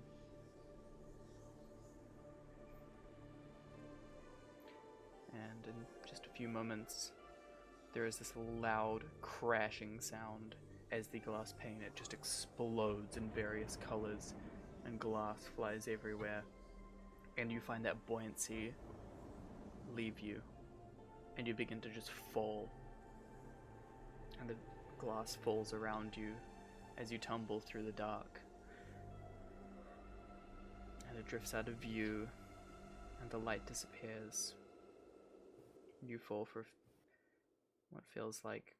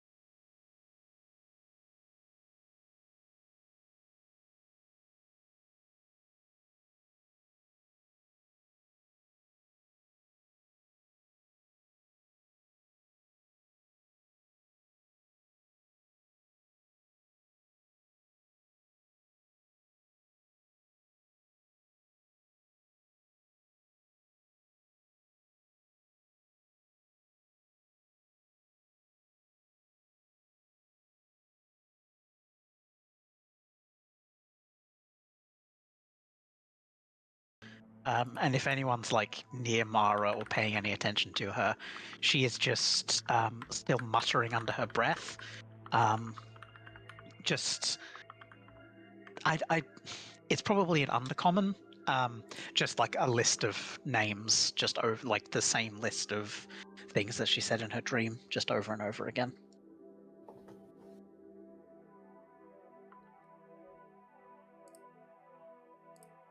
Feel like Corin might notice, maybe, but I don't know if he would immediately. Sorry, what were you gonna say, guys? Sorry. Oh, I was gonna say, I mean, Corin speaks Undercommon.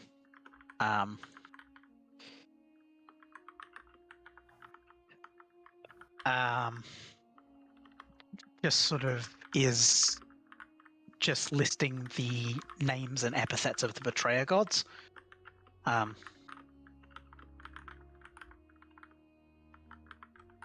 Just over and over and over again.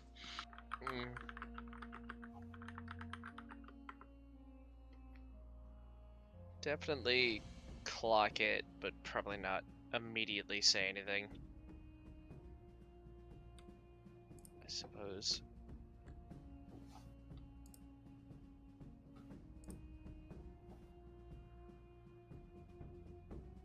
Enyo does not.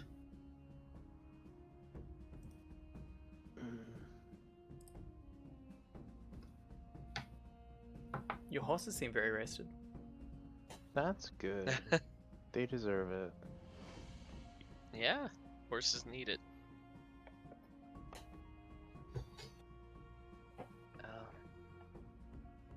Oh.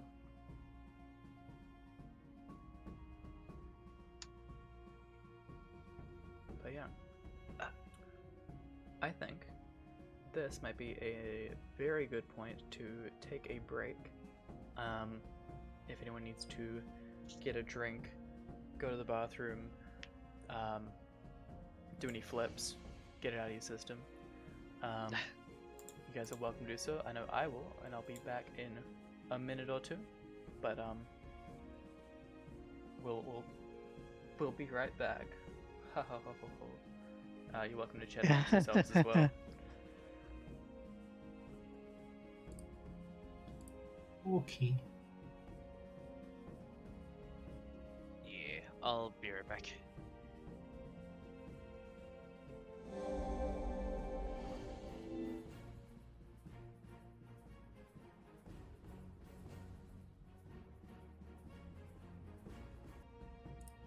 Okie doke. I return. We'll flip on back to that scene.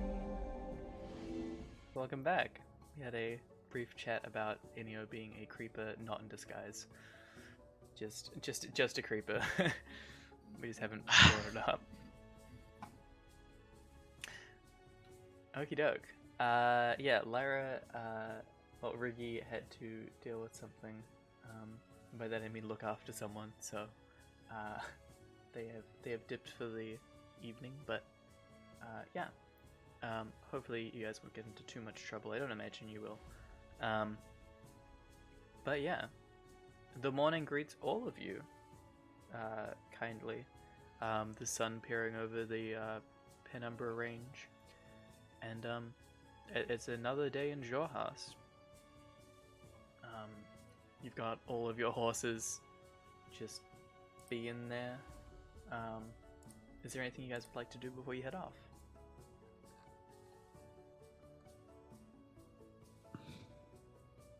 No, for me. No. Not at the moment. Alrighty. Well, I'll let you unhitch your horses and start going again. I assume keeping at that same pace?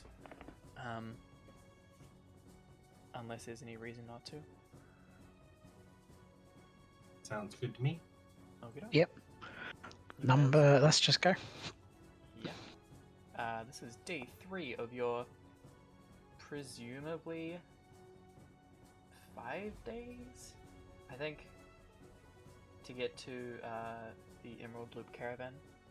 So yeah, you guys are going. Can I get? I'll let one of you guys roll the dice. Go ahead and give me a d20. Whoever wants to roll a d20.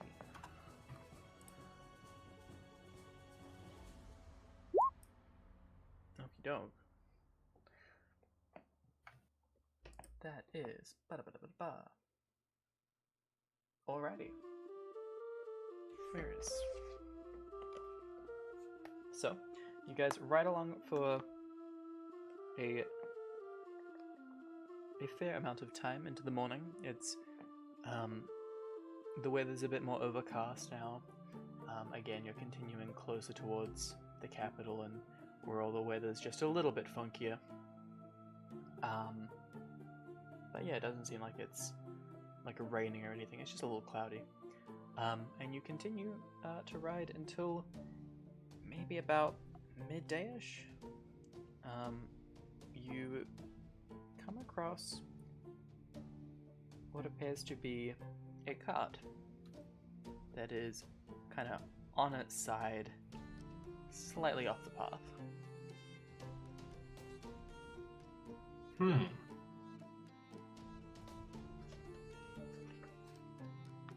Do we think this is our friends who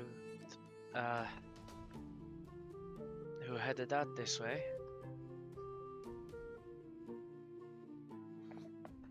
Then we'll need to find out. I don't know why they would overturn a cart, but is anyone in there? Yeah, you get it like 60 feet or so away. Kind of go with an earshot and call out. There is no response.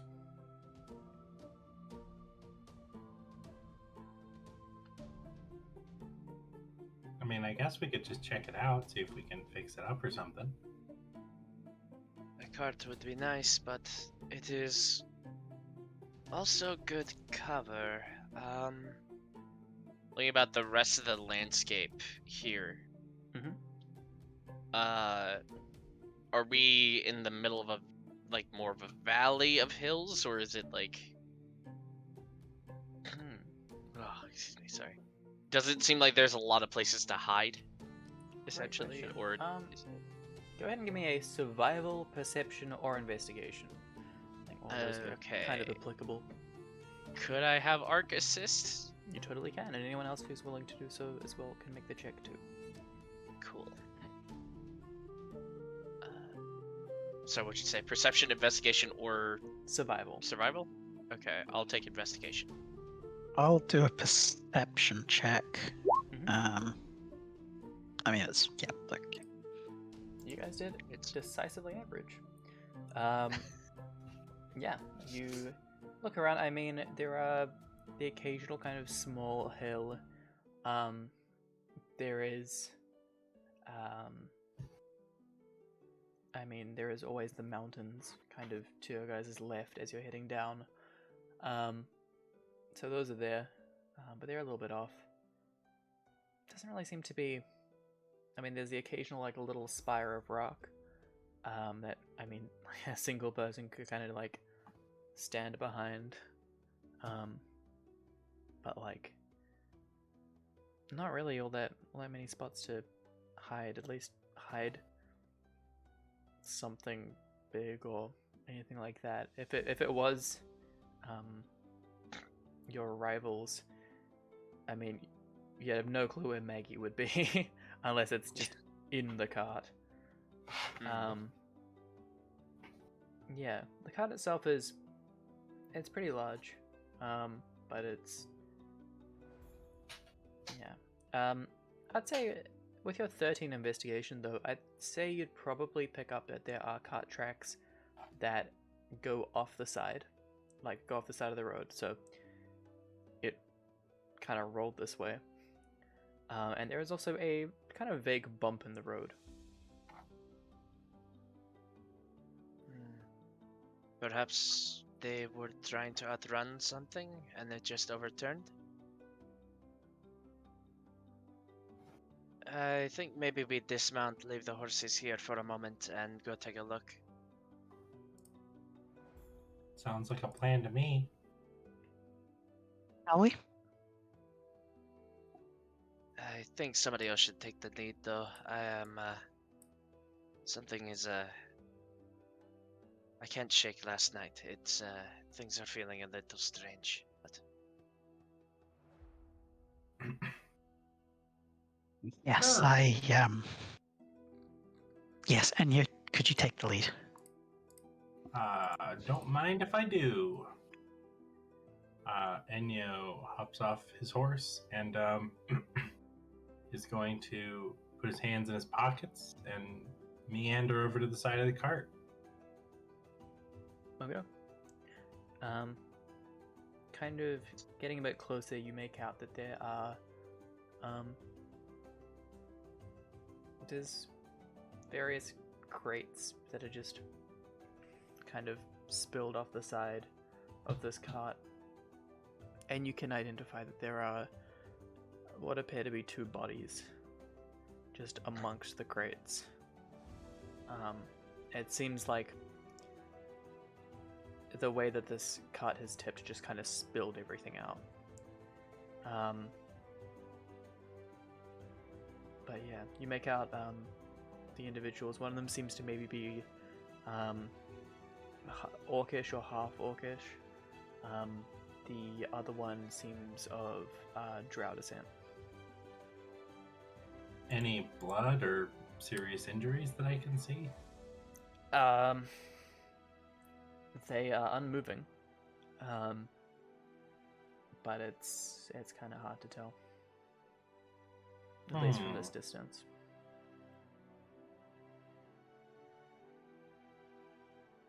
Enyo is going to, from 60 feet away, he's just going to create a bonfire right next to one of the corpses. Not like to set it on fire, but like right next to one of their heads. Alright. So like a fire just abruptly bursts to life right next to one of them. Yeah, I'll say that because they are kind of amongst a lot of like crates and things, you wouldn't be able to do it like right beside them unless you're willing to perhaps ignite some of the wooden bits. But you can kind of find a happy medium, if you will, maybe like 10 or so feet away from one of them. Yeah. Okay. Okay, so you conjure this just little bonfire that just shows up and crackles away, and the bodies remain unmoving. No flinches at all. Nothing I can see. Okay. I'll, Give me a perception check. Yeah, as far as you can tell, there's no reaction. cool. Enyo dismisses it and moves towards them. We don't. I mean, it seems safe to me. Moves over there. There's two bodies over here, but like they seem pretty dead. By that point, for maximum comedy, he's right near them, just in case.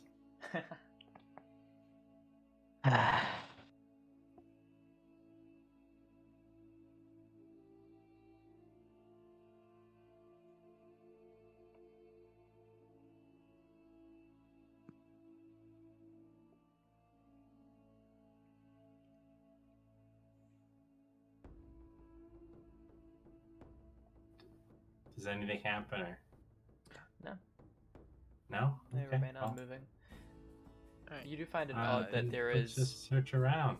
there is no beast of burden to drive the cart. It's just not here anymore. But yeah.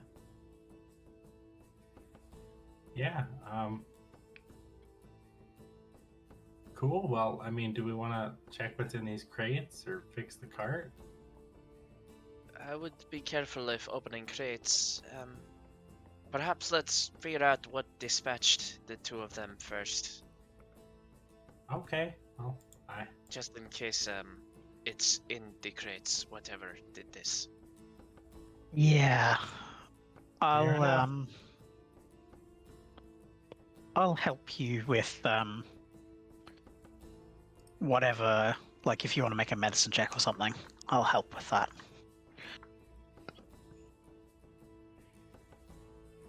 Well, I'm not too good at all of that, so I'm gonna do this. And Enyo starts trying to get the cart upright again. Alrighty.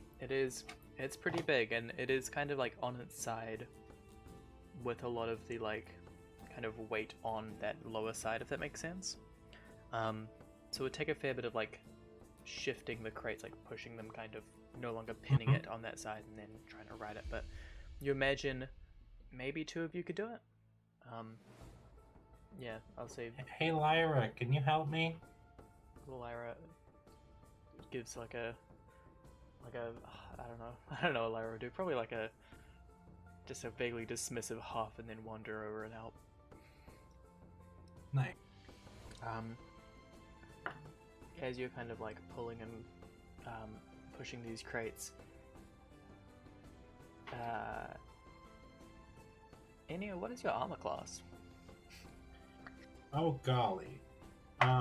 Not very good. It's a 13. I imagine that at the same time Mara and Corin were trying to investigate too. I didn't mean to cut them off completely. You're fine. You're fine. That makes sense. What are Mara and Corin up to? We were trying to figure out what killed these two. Yeah. If there were any obvious wounds or. Yeah. A medicine check, I imagine, or investigation. I'd say investigation. The DC is higher. Medicine would be the best roll to do for this. I'll. Math, statistics. I'll just do medicine. Yeah. And are you helping? Yeah. I'll Okay, cool. give my medical opinion. Mm-hmm. We're not very good doctors, it seems. No. We're average. It's very disappointing considering you went through all that doctor's, like, the medical studies, and you really wish, like, you get something out of that, right? Yeah. From kind of what you guys can tell, it was just sheer force. It was just getting thrown off and just hitting hard. With minimal poking and prodding, you can tell that there are like things just aren't really lining up the way they should. Things are a little maybe bent a little too much in a little strange ways. They've just kind of slumped.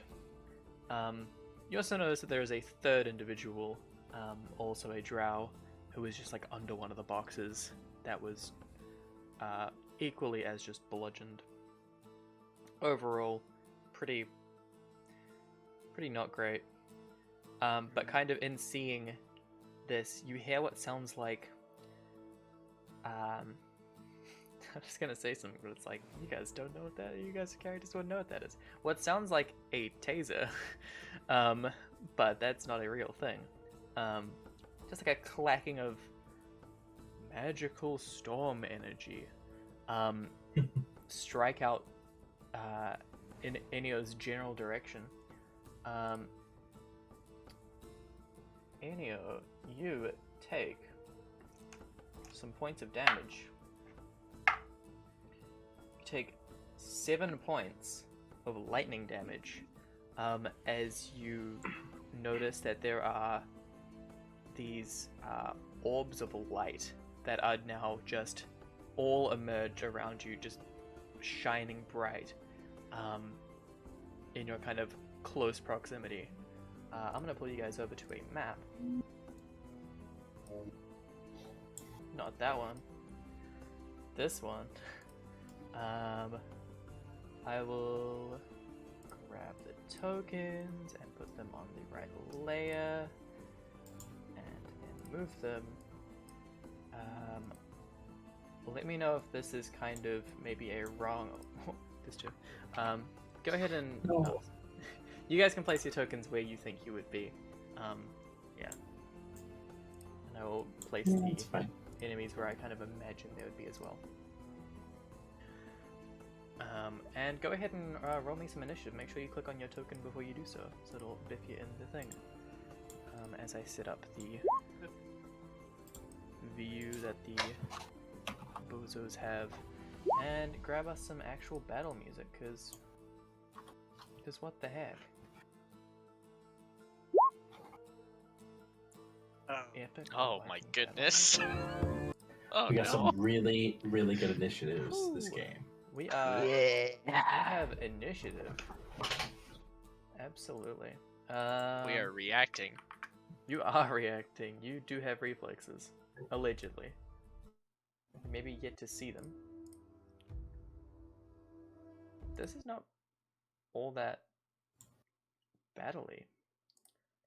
I swear I had a... Ooh.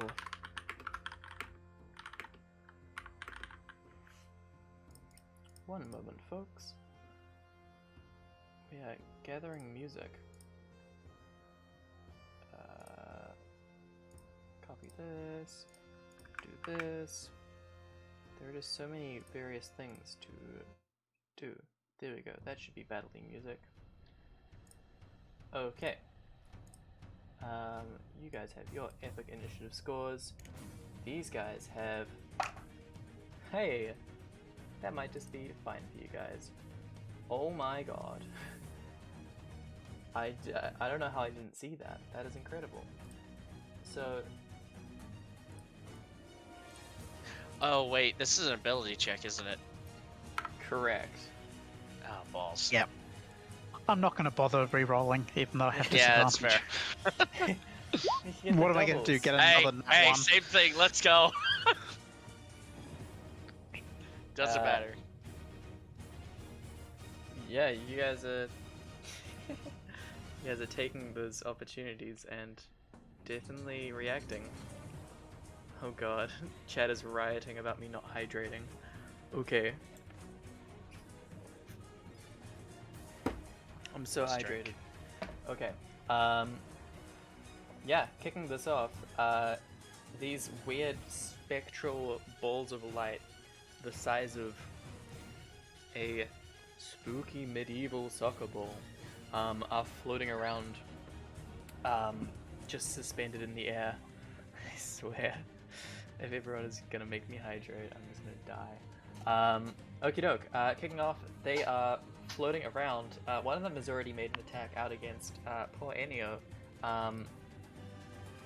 I think another one is also going to do that, and another one is going to go and check out the folks on this side.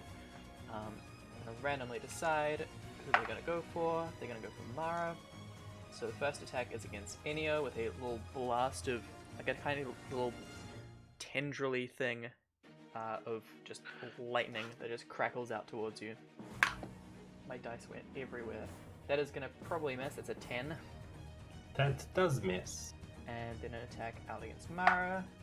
That is a 12. Yes, that hits. Oh.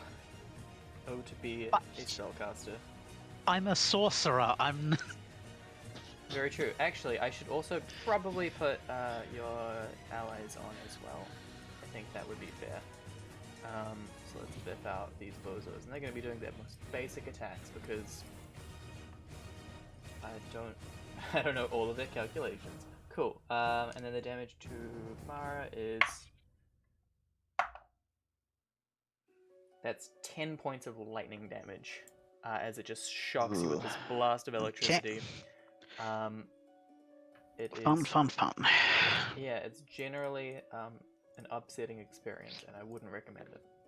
Adding Lyra to initiative. Maybe it's like a team thing that you guys are doing. I believe Lyra's dexterity is higher than Corin's. Almost certainly. Yeah. I have a 12, so... Yeah. Look, so they're gonna go before you. And Zenris. Jeez, guys. What is going on? Okie doke. Jesus. Okay, yeah, Lyra is gonna, on her turn, is just gonna run up and engage with the closest thing, pull out that fancy new scimitar, and make a scimitar attack, which is gonna hit, and they're going to swing that around. I don't know what the music's doing. They hit it for a decent amount of damage. And that concludes her turn. Corin, you're up. Okay, I will kind of... How far away from me is this thing? Is it 5 feet still, technically? Yeah, I'll say it's 5 feet kind of up and diagonally upward. It's kind of resting on top of the side of this cart, if that makes sense. Okay. So you can still reach it in melee. Gotcha. What is the music? Then, we'll start small. I'm just gonna... Corin will take their spellbook and like slap the backside of it like they've done before, but instead of it glowing orange, it's going to glow like a bright white, and a ray of frost will shoot out of it. And I'll try to hit this boy. Okie doke. Also, you are in... because it is within 5 feet of you, it is still It's melee. disadvantage. Yeah. Yep. You're welcome to change that. No, you would know that there would be a disadvantage. You'll back up before you do so. What are your thoughts? Yeah, I'll try. We'll see what happens. Okey-doke. It is.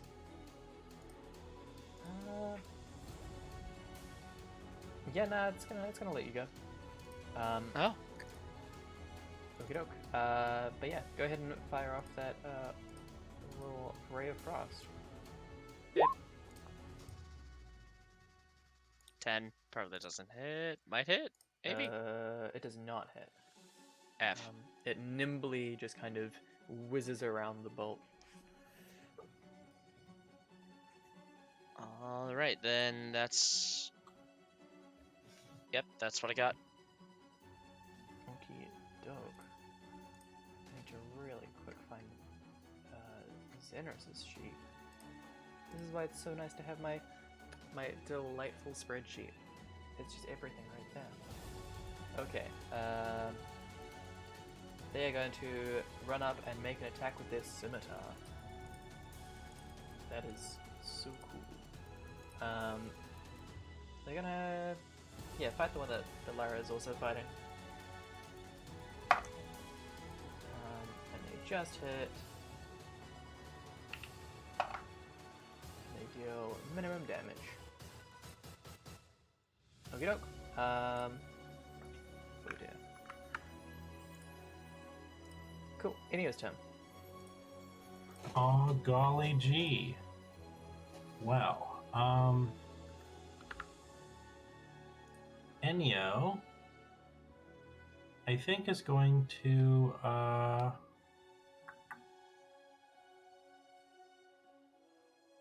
yeah, Enyo's going to go ahead and, hit the one next to Lyra with, let's go with Mind Sliver.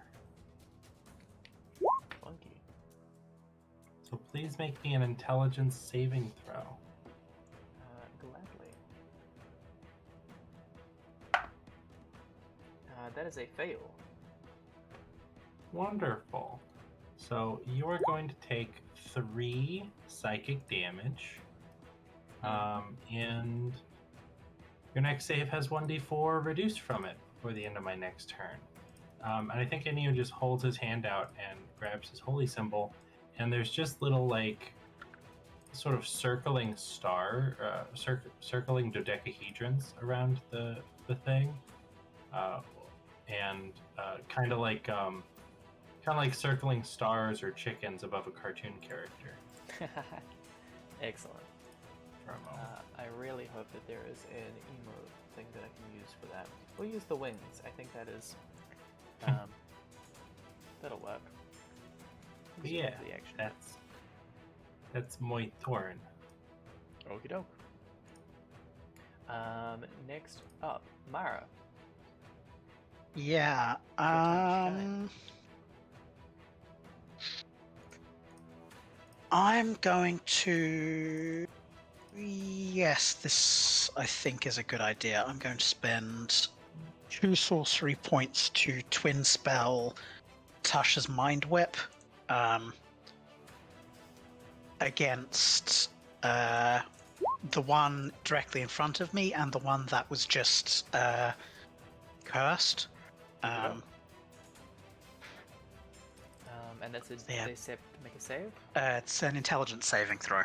Awesome. And it's a D4 off the one at the top, right? Yeah. Okay, sweet. New spells. They're not even new. They're like a year old or something, right? I'll take. Okay, so that one definitely fails. And this one also definitely fails. So is that 13 psychic damage each? Yep, 13 points of psychic damage to the one closest to me. So to this one and this one up here. Okie doke. So the I one think- in the distance yeah. just explodes. It is the energy is just too much. It just kind of fizzles and sputters and just explodes. But the one closer, it also seems not very stable in its general light that it has going on. It's still there, still glowing, but it's being as unsure as an amorphous blob of light can be. Yep. That'll absolutely do it. And that'll be my turn. Alrighty-o. Yeah, these little globules of light. One of them, the one right next to Enio, kind of looks. It goes ahead and fires another little blast of lightning towards Enio.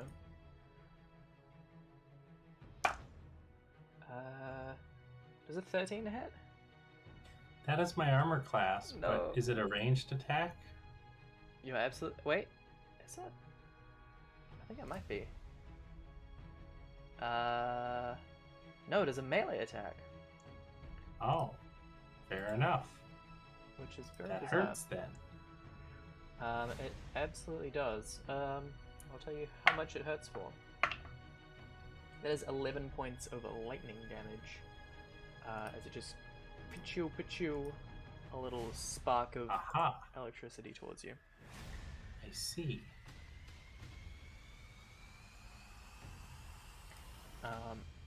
And the other one just disappears. doke. Lyra's turn. Lyra's gonna run up and scimitar strike it. And miss. Just as it kind of just swirls around the blade as it kind of swings past. Corin, you're up. Alright. Well, it seems mostly in hand. I'm gonna chuck a firebolt at this one. Oh, totally. Fire away. So, not seem to be concerned with moving too much. There we go. That's gonna hit. Hit it square in the center. 4 fire damage. Excellent. You land the shot and it is temporarily engulfed in a small ball of flames. Before the light kind of radiates through it, but you definitely struck center. Okie doke. Is there anything else you'd like to do? Nope, I'm good. Well, just kind of keep wits about. Make sure we're not gonna get stuck up on by anywhere else, or if any more of these popped up. But Alrighty, I'll say, looking around, you fairly confident that there is no more light balls a lurking. cool. Okay, Xenris is up. Xenris is gonna join along and make a scimitar strike. That is a miss as well.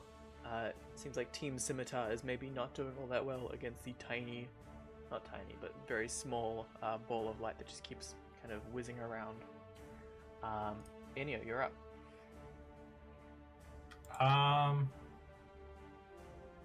I think Inyo is going to second verse same as the first. Let's mind sliver this one too. Totally.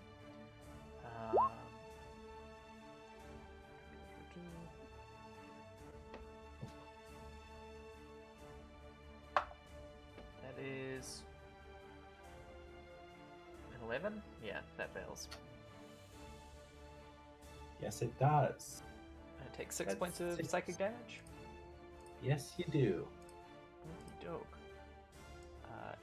It's looking not super enthused by the situation. It has a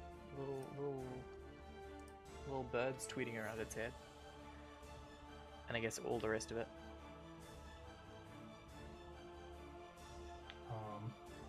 That's all I've got to do. Okie doke. Over to you, Mara.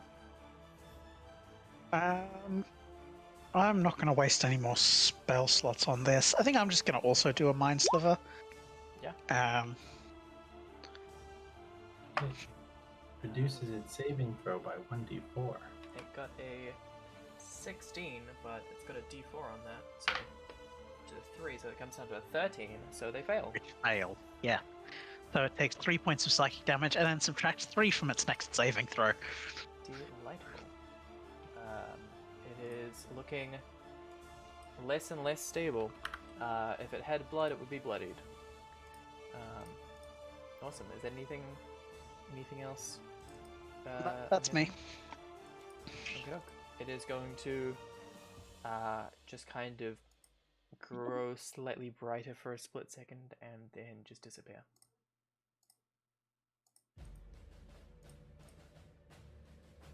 And it is just silent.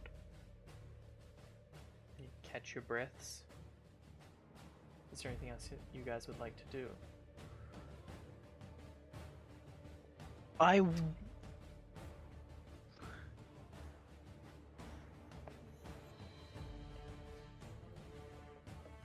That's annoying. I hope they aren't going to follow us and be... Yeah. Is there... Can I, do a perception check to try and... Is there any way I can try and find it? Assuming it's hasn't just, stopped existing.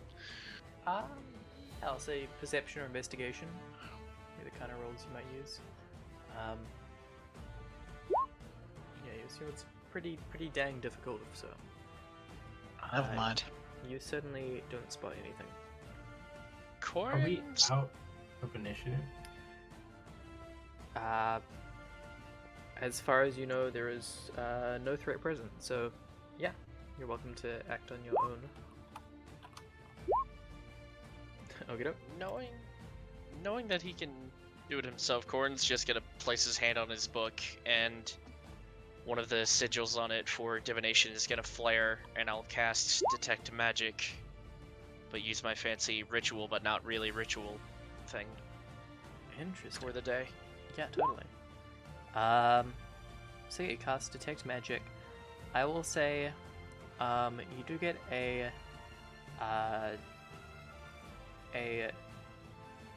I mean, your teammates have a fair bit of magic-y stuff about them, but you do notice, like, kind of in the air, moving away from you guys very quickly, there are like 2 traces,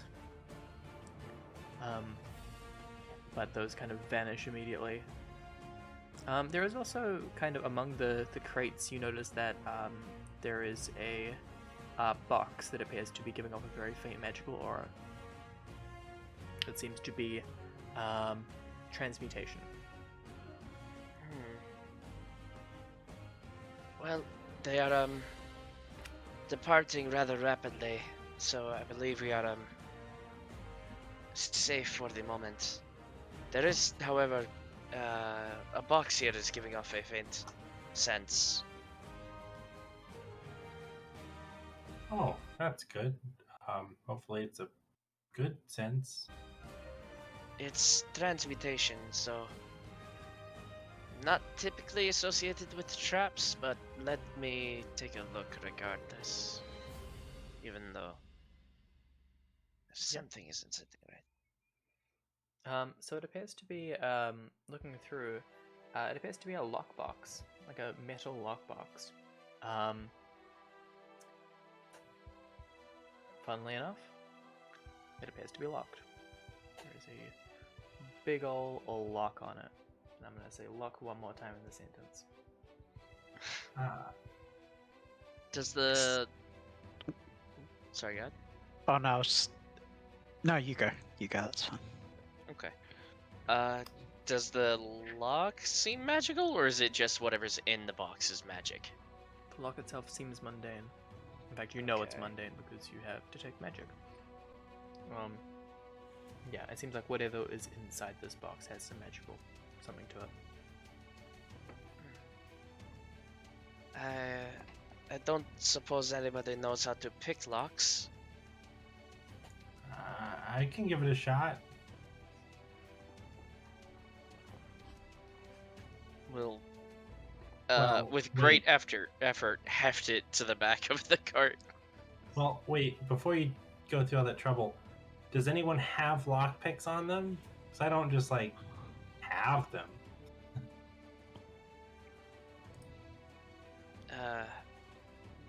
And I don't. No, So I'm often afraid not. notorious. Okay, then there's not a ton I can do right now, but we can carry it with us. I look, or actually, I mean, I'd like to look around at the cart because it seems weird that they'd have a, or like at the bodies and in the cart and stuff.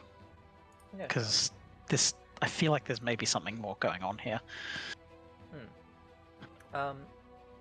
yeah, you look around. It's only really a matter of time before you notice that on the body of one of the drow, they are wearing a necklace that has a key, just threaded on it. Oh, The kind of vague narrative you can stitch together from this are that these are individuals who are transporting something. You haven't really opened the boxes, but they were transporting some stuff. They seem to be decently armored and decently armed. They have what do they got on them? They have a set of two sets of studded leather that the drow are wearing, as well as splint armor that the orc was wearing. There were 2 daggers, a hand axe, a longbow, a great axe, and 2 adventurers kits.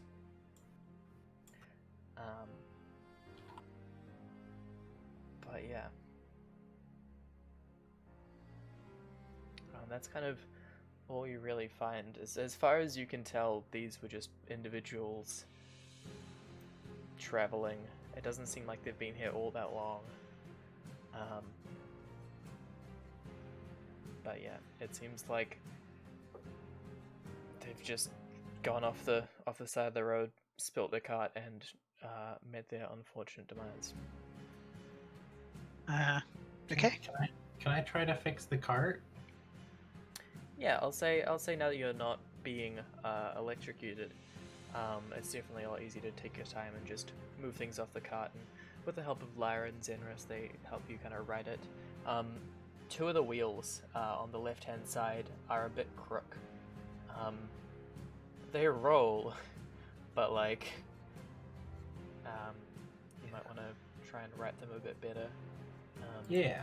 Can I make a check for that or anything, or is it a creative problem-solving problem? Yeah. Do you have any kind of carpenter's tools or any kind of artisan's tools that you think might be helpful, or? I don't have any tools on me specifically, aside from like my daggers. I mean, you can do your best to try and like just like crowbar the daggers to try and like get the wheels so they aren't as like bent. Yeah. Yeah, sure. What kind of check is this? I'd say I'm gonna go with a I want to say maybe just a dexterity check or an intelligence check. If you can make a case for a type of check, I'm happy to. I think either of those sounds right. I ask Lyra with their stronger than mine arms to help me out, if that's possible. Yeah. I think she'd happily help you out with that cause. I cast guidance, as well. Okay. And that's a 23. That's pretty dang good. I'll say you very cautiously kind of push the wheels to the point where, like, you feel like if you push them more, there would be some maybe cracking or splintering. But you've got them to the point where they're like, they'll wobble, but they're at least kind of in the right kind of streamlined way that as long as you're not going way too fast, it should be fine. You just have to kind of take it a bit easy. But yeah, you more or less repair the cart to a state where it'll at least be able to move things a lot easier than otherwise carrying them. Nice. Now we can put this stuff back on the cart and just take it with us and see if it, I don't know, belongs to anyone in Bazazan? Or sell it? They were likely running this cargo for someone, and we certainly have no shortage of horses. Yeah. Worst case, we can offload the gear in Bazazan and we got a free cart. True. We are certainly, what is the expression? Making out like bandits, it would seem. I've never made out with a bandit. That doesn't. That doesn't sound very good. Anyway, well, Corin's thoughts about bandits aside, I think it's probably, or Inyo picks up one of the boxes and starts to move it into the cart. Well, you just start piling it up, and I'll say the rest kind of help you. And you stack the boxes up all nice. I'm sorry, did you already describe what was in, like, the regular crates, or have we not cracked one yet? You haven't really looked inside them yet. I'd say without too much difficulty you can check. It appears to be, one of them has, like, rice in it. One of them has oats in it. There is, it's just general food supplies, it seems. Immediately crack open the oats and let our horses eat freely. Crack open a can of oats. Yeah, I think that's a good plan. Okie doke. you just pry the top off and throw it to the wolves. Let the horses graze. Let the horses graze. Absolutely. You do so, and they all kind of just circle in, and yeah, they seem pretty happy, and the warhorse gives you an appreciative nod as it goes to. There's Yes. some munch. Sorry, I just wanted to make sure we weren't. I wanted to make sure we weren't loading empty boxes. Boxes, they're actually full of platinum bars. Oh my god. Yeah, it's. Um, Even an empty box is, a box. Yes, but what are you going to do? Are you going to sell the box? Oh no, maybe I'll put other stuff in it. You don't know. Yeah, I mean, anyway, we'll have an empty box after the horses are done eating oats too. That's So fair. That is very fair. We probably should not leave these folks lying out in the sun like this, at least. Let's find a better spot for them. Yeah. Perhaps. we'll sure. give them last rites, perhaps. Yes. Yeah. Nobody has a shovel, which is usually one of those things that I always try to make sure I have for a character. But they come up. They're very useful in a way that like you don't expect a shovel to be very useful. oh yeah. Okay. I mean, barring that, I think we just sort of drag them off the road, and then, the birds will have them, and they'll go back into the cycle. Yeah, fair Yeah. enough. We also could just put them in the back of the cart. What? That's dumb. I don't know. I was thinking that we're not super far from Bazazan, and maybe someone would recognize him. I would prefer But- not to travel with yeah. 3 dead bodies. That looks pretty Yeah. bad. It does, in hindsight. Oh, sight wasn't my concern, smell was. That would also be an issue, yes.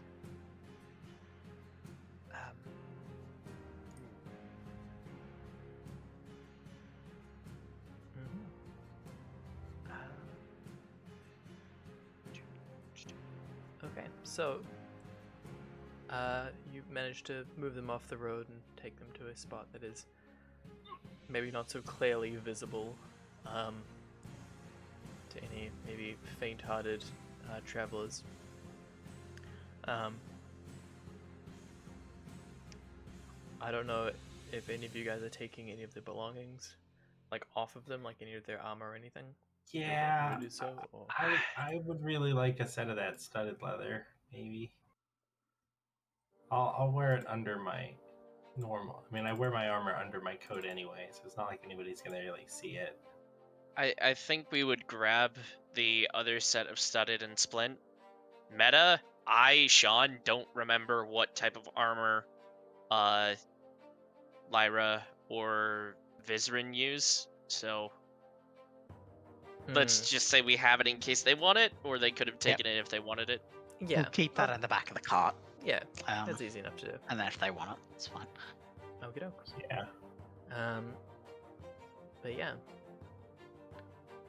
Dare I assume, I know at least Mara, who was looking over the bodies, you did notice the key that is on their necklace. We take the key. Yes, And I think we should open the lockbox. I agree. Yeah. Call it a find. Consider whatever is in there a finder's fee. Yeah, let's see what's in the box. I It's in am the curious. Okay, doke.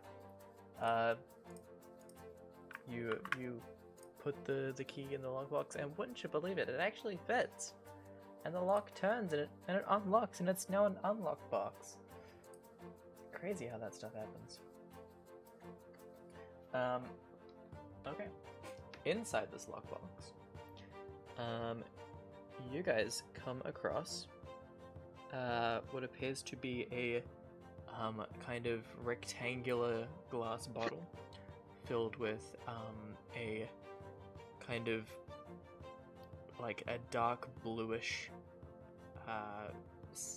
seemingly pretty viscous liquid that kind of sloshes around if you kind of tilt it back and forth. It kind of clings to the surface before it kind of drifts back down. As well as 50 gold pieces that are just Dang. locked away within this little box. But yeah, that is the Hey. contents of this box. That's cool. That's like 10 each, right? Precisely. 10 each. That would work. Okey-doke. I don't know what this bottle is, but I bet you could find out. Has it been long enough that detect magic has faded, or I'd has it say not been like I'd say you'd be able to do it within the window and take a look at it at least. a vibe of magic? It is school. transmutation vibe. Neat. That is the source of the aura that was given off. I can take a look at it, but it would take about 11 minutes or so. Well, you could do that from the back of our brand new cart. That is true. I mean, are the hitches still good? I would assume so. We do have plenty of horses, so we can just tie off at least 2 to this. Yeah, that sounds like a plan. I would. We do that. Yep. Okie doke. You easily enough tie your horses off, or at least some of them to the cart. Fun fact, the more horses you have, the faster the cart goes. There's just simple math. The more legs, the faster you are. Yeah, it's horsepower. More- That's what that Yep, means. Exactly. That's the one. So you guys are now lightning fast. Jokes aside, though, you now have horses and a pretty stable cart. And I think, because we are 3 hours into the session, I think maybe that's a good spot to maybe wrap up for the night. Yeah. Since we're missing 2 folks, but we'll continue next week with hopefully a full party. Hopefully Kami is feeling a lot better by then, and you guys will very likely make your way to the Emerald Loop Caravan Stop and see what's going on there. Nice. Yay! Can I have the lockbox? Of course. Nice. What? Sure. What? You don't have anything they want to keep safe in a nice, secure little lockbox with a key? I mean, I do, but not that I can keep the lockbox on me. Oh, that's not a problem. And we have this cart in the meantime. True. But yeah, It I just wanted to ask before we get back on the road. right. Yes, of course. Sure. Mm-hmm. Yeah. I'm gonna add the bottle of liquid to my inventory for what it's worth for now, just so we keep track of it. Okie doke. Right. Alrighty, well, thank you everyone for watching. We had a fairly active chat with shenanigans involving a lot of strange modifiers that I've never heard of, and trying to maybe drown me with hydrating things. So thank you everyone who's been here and who's watched. I hope it was enjoyable. It was maybe a little bit more of a roleplay narrative-y session, but it's a role-playing game, so if that is not your thing, who knows? Maybe they'll hold someone else at gunpoint next session. Yeah, thanks for watching. I hope you guys are doing well. Maybe this is on YouTube. Who knows? See ya later, skaters. Bye. Bye.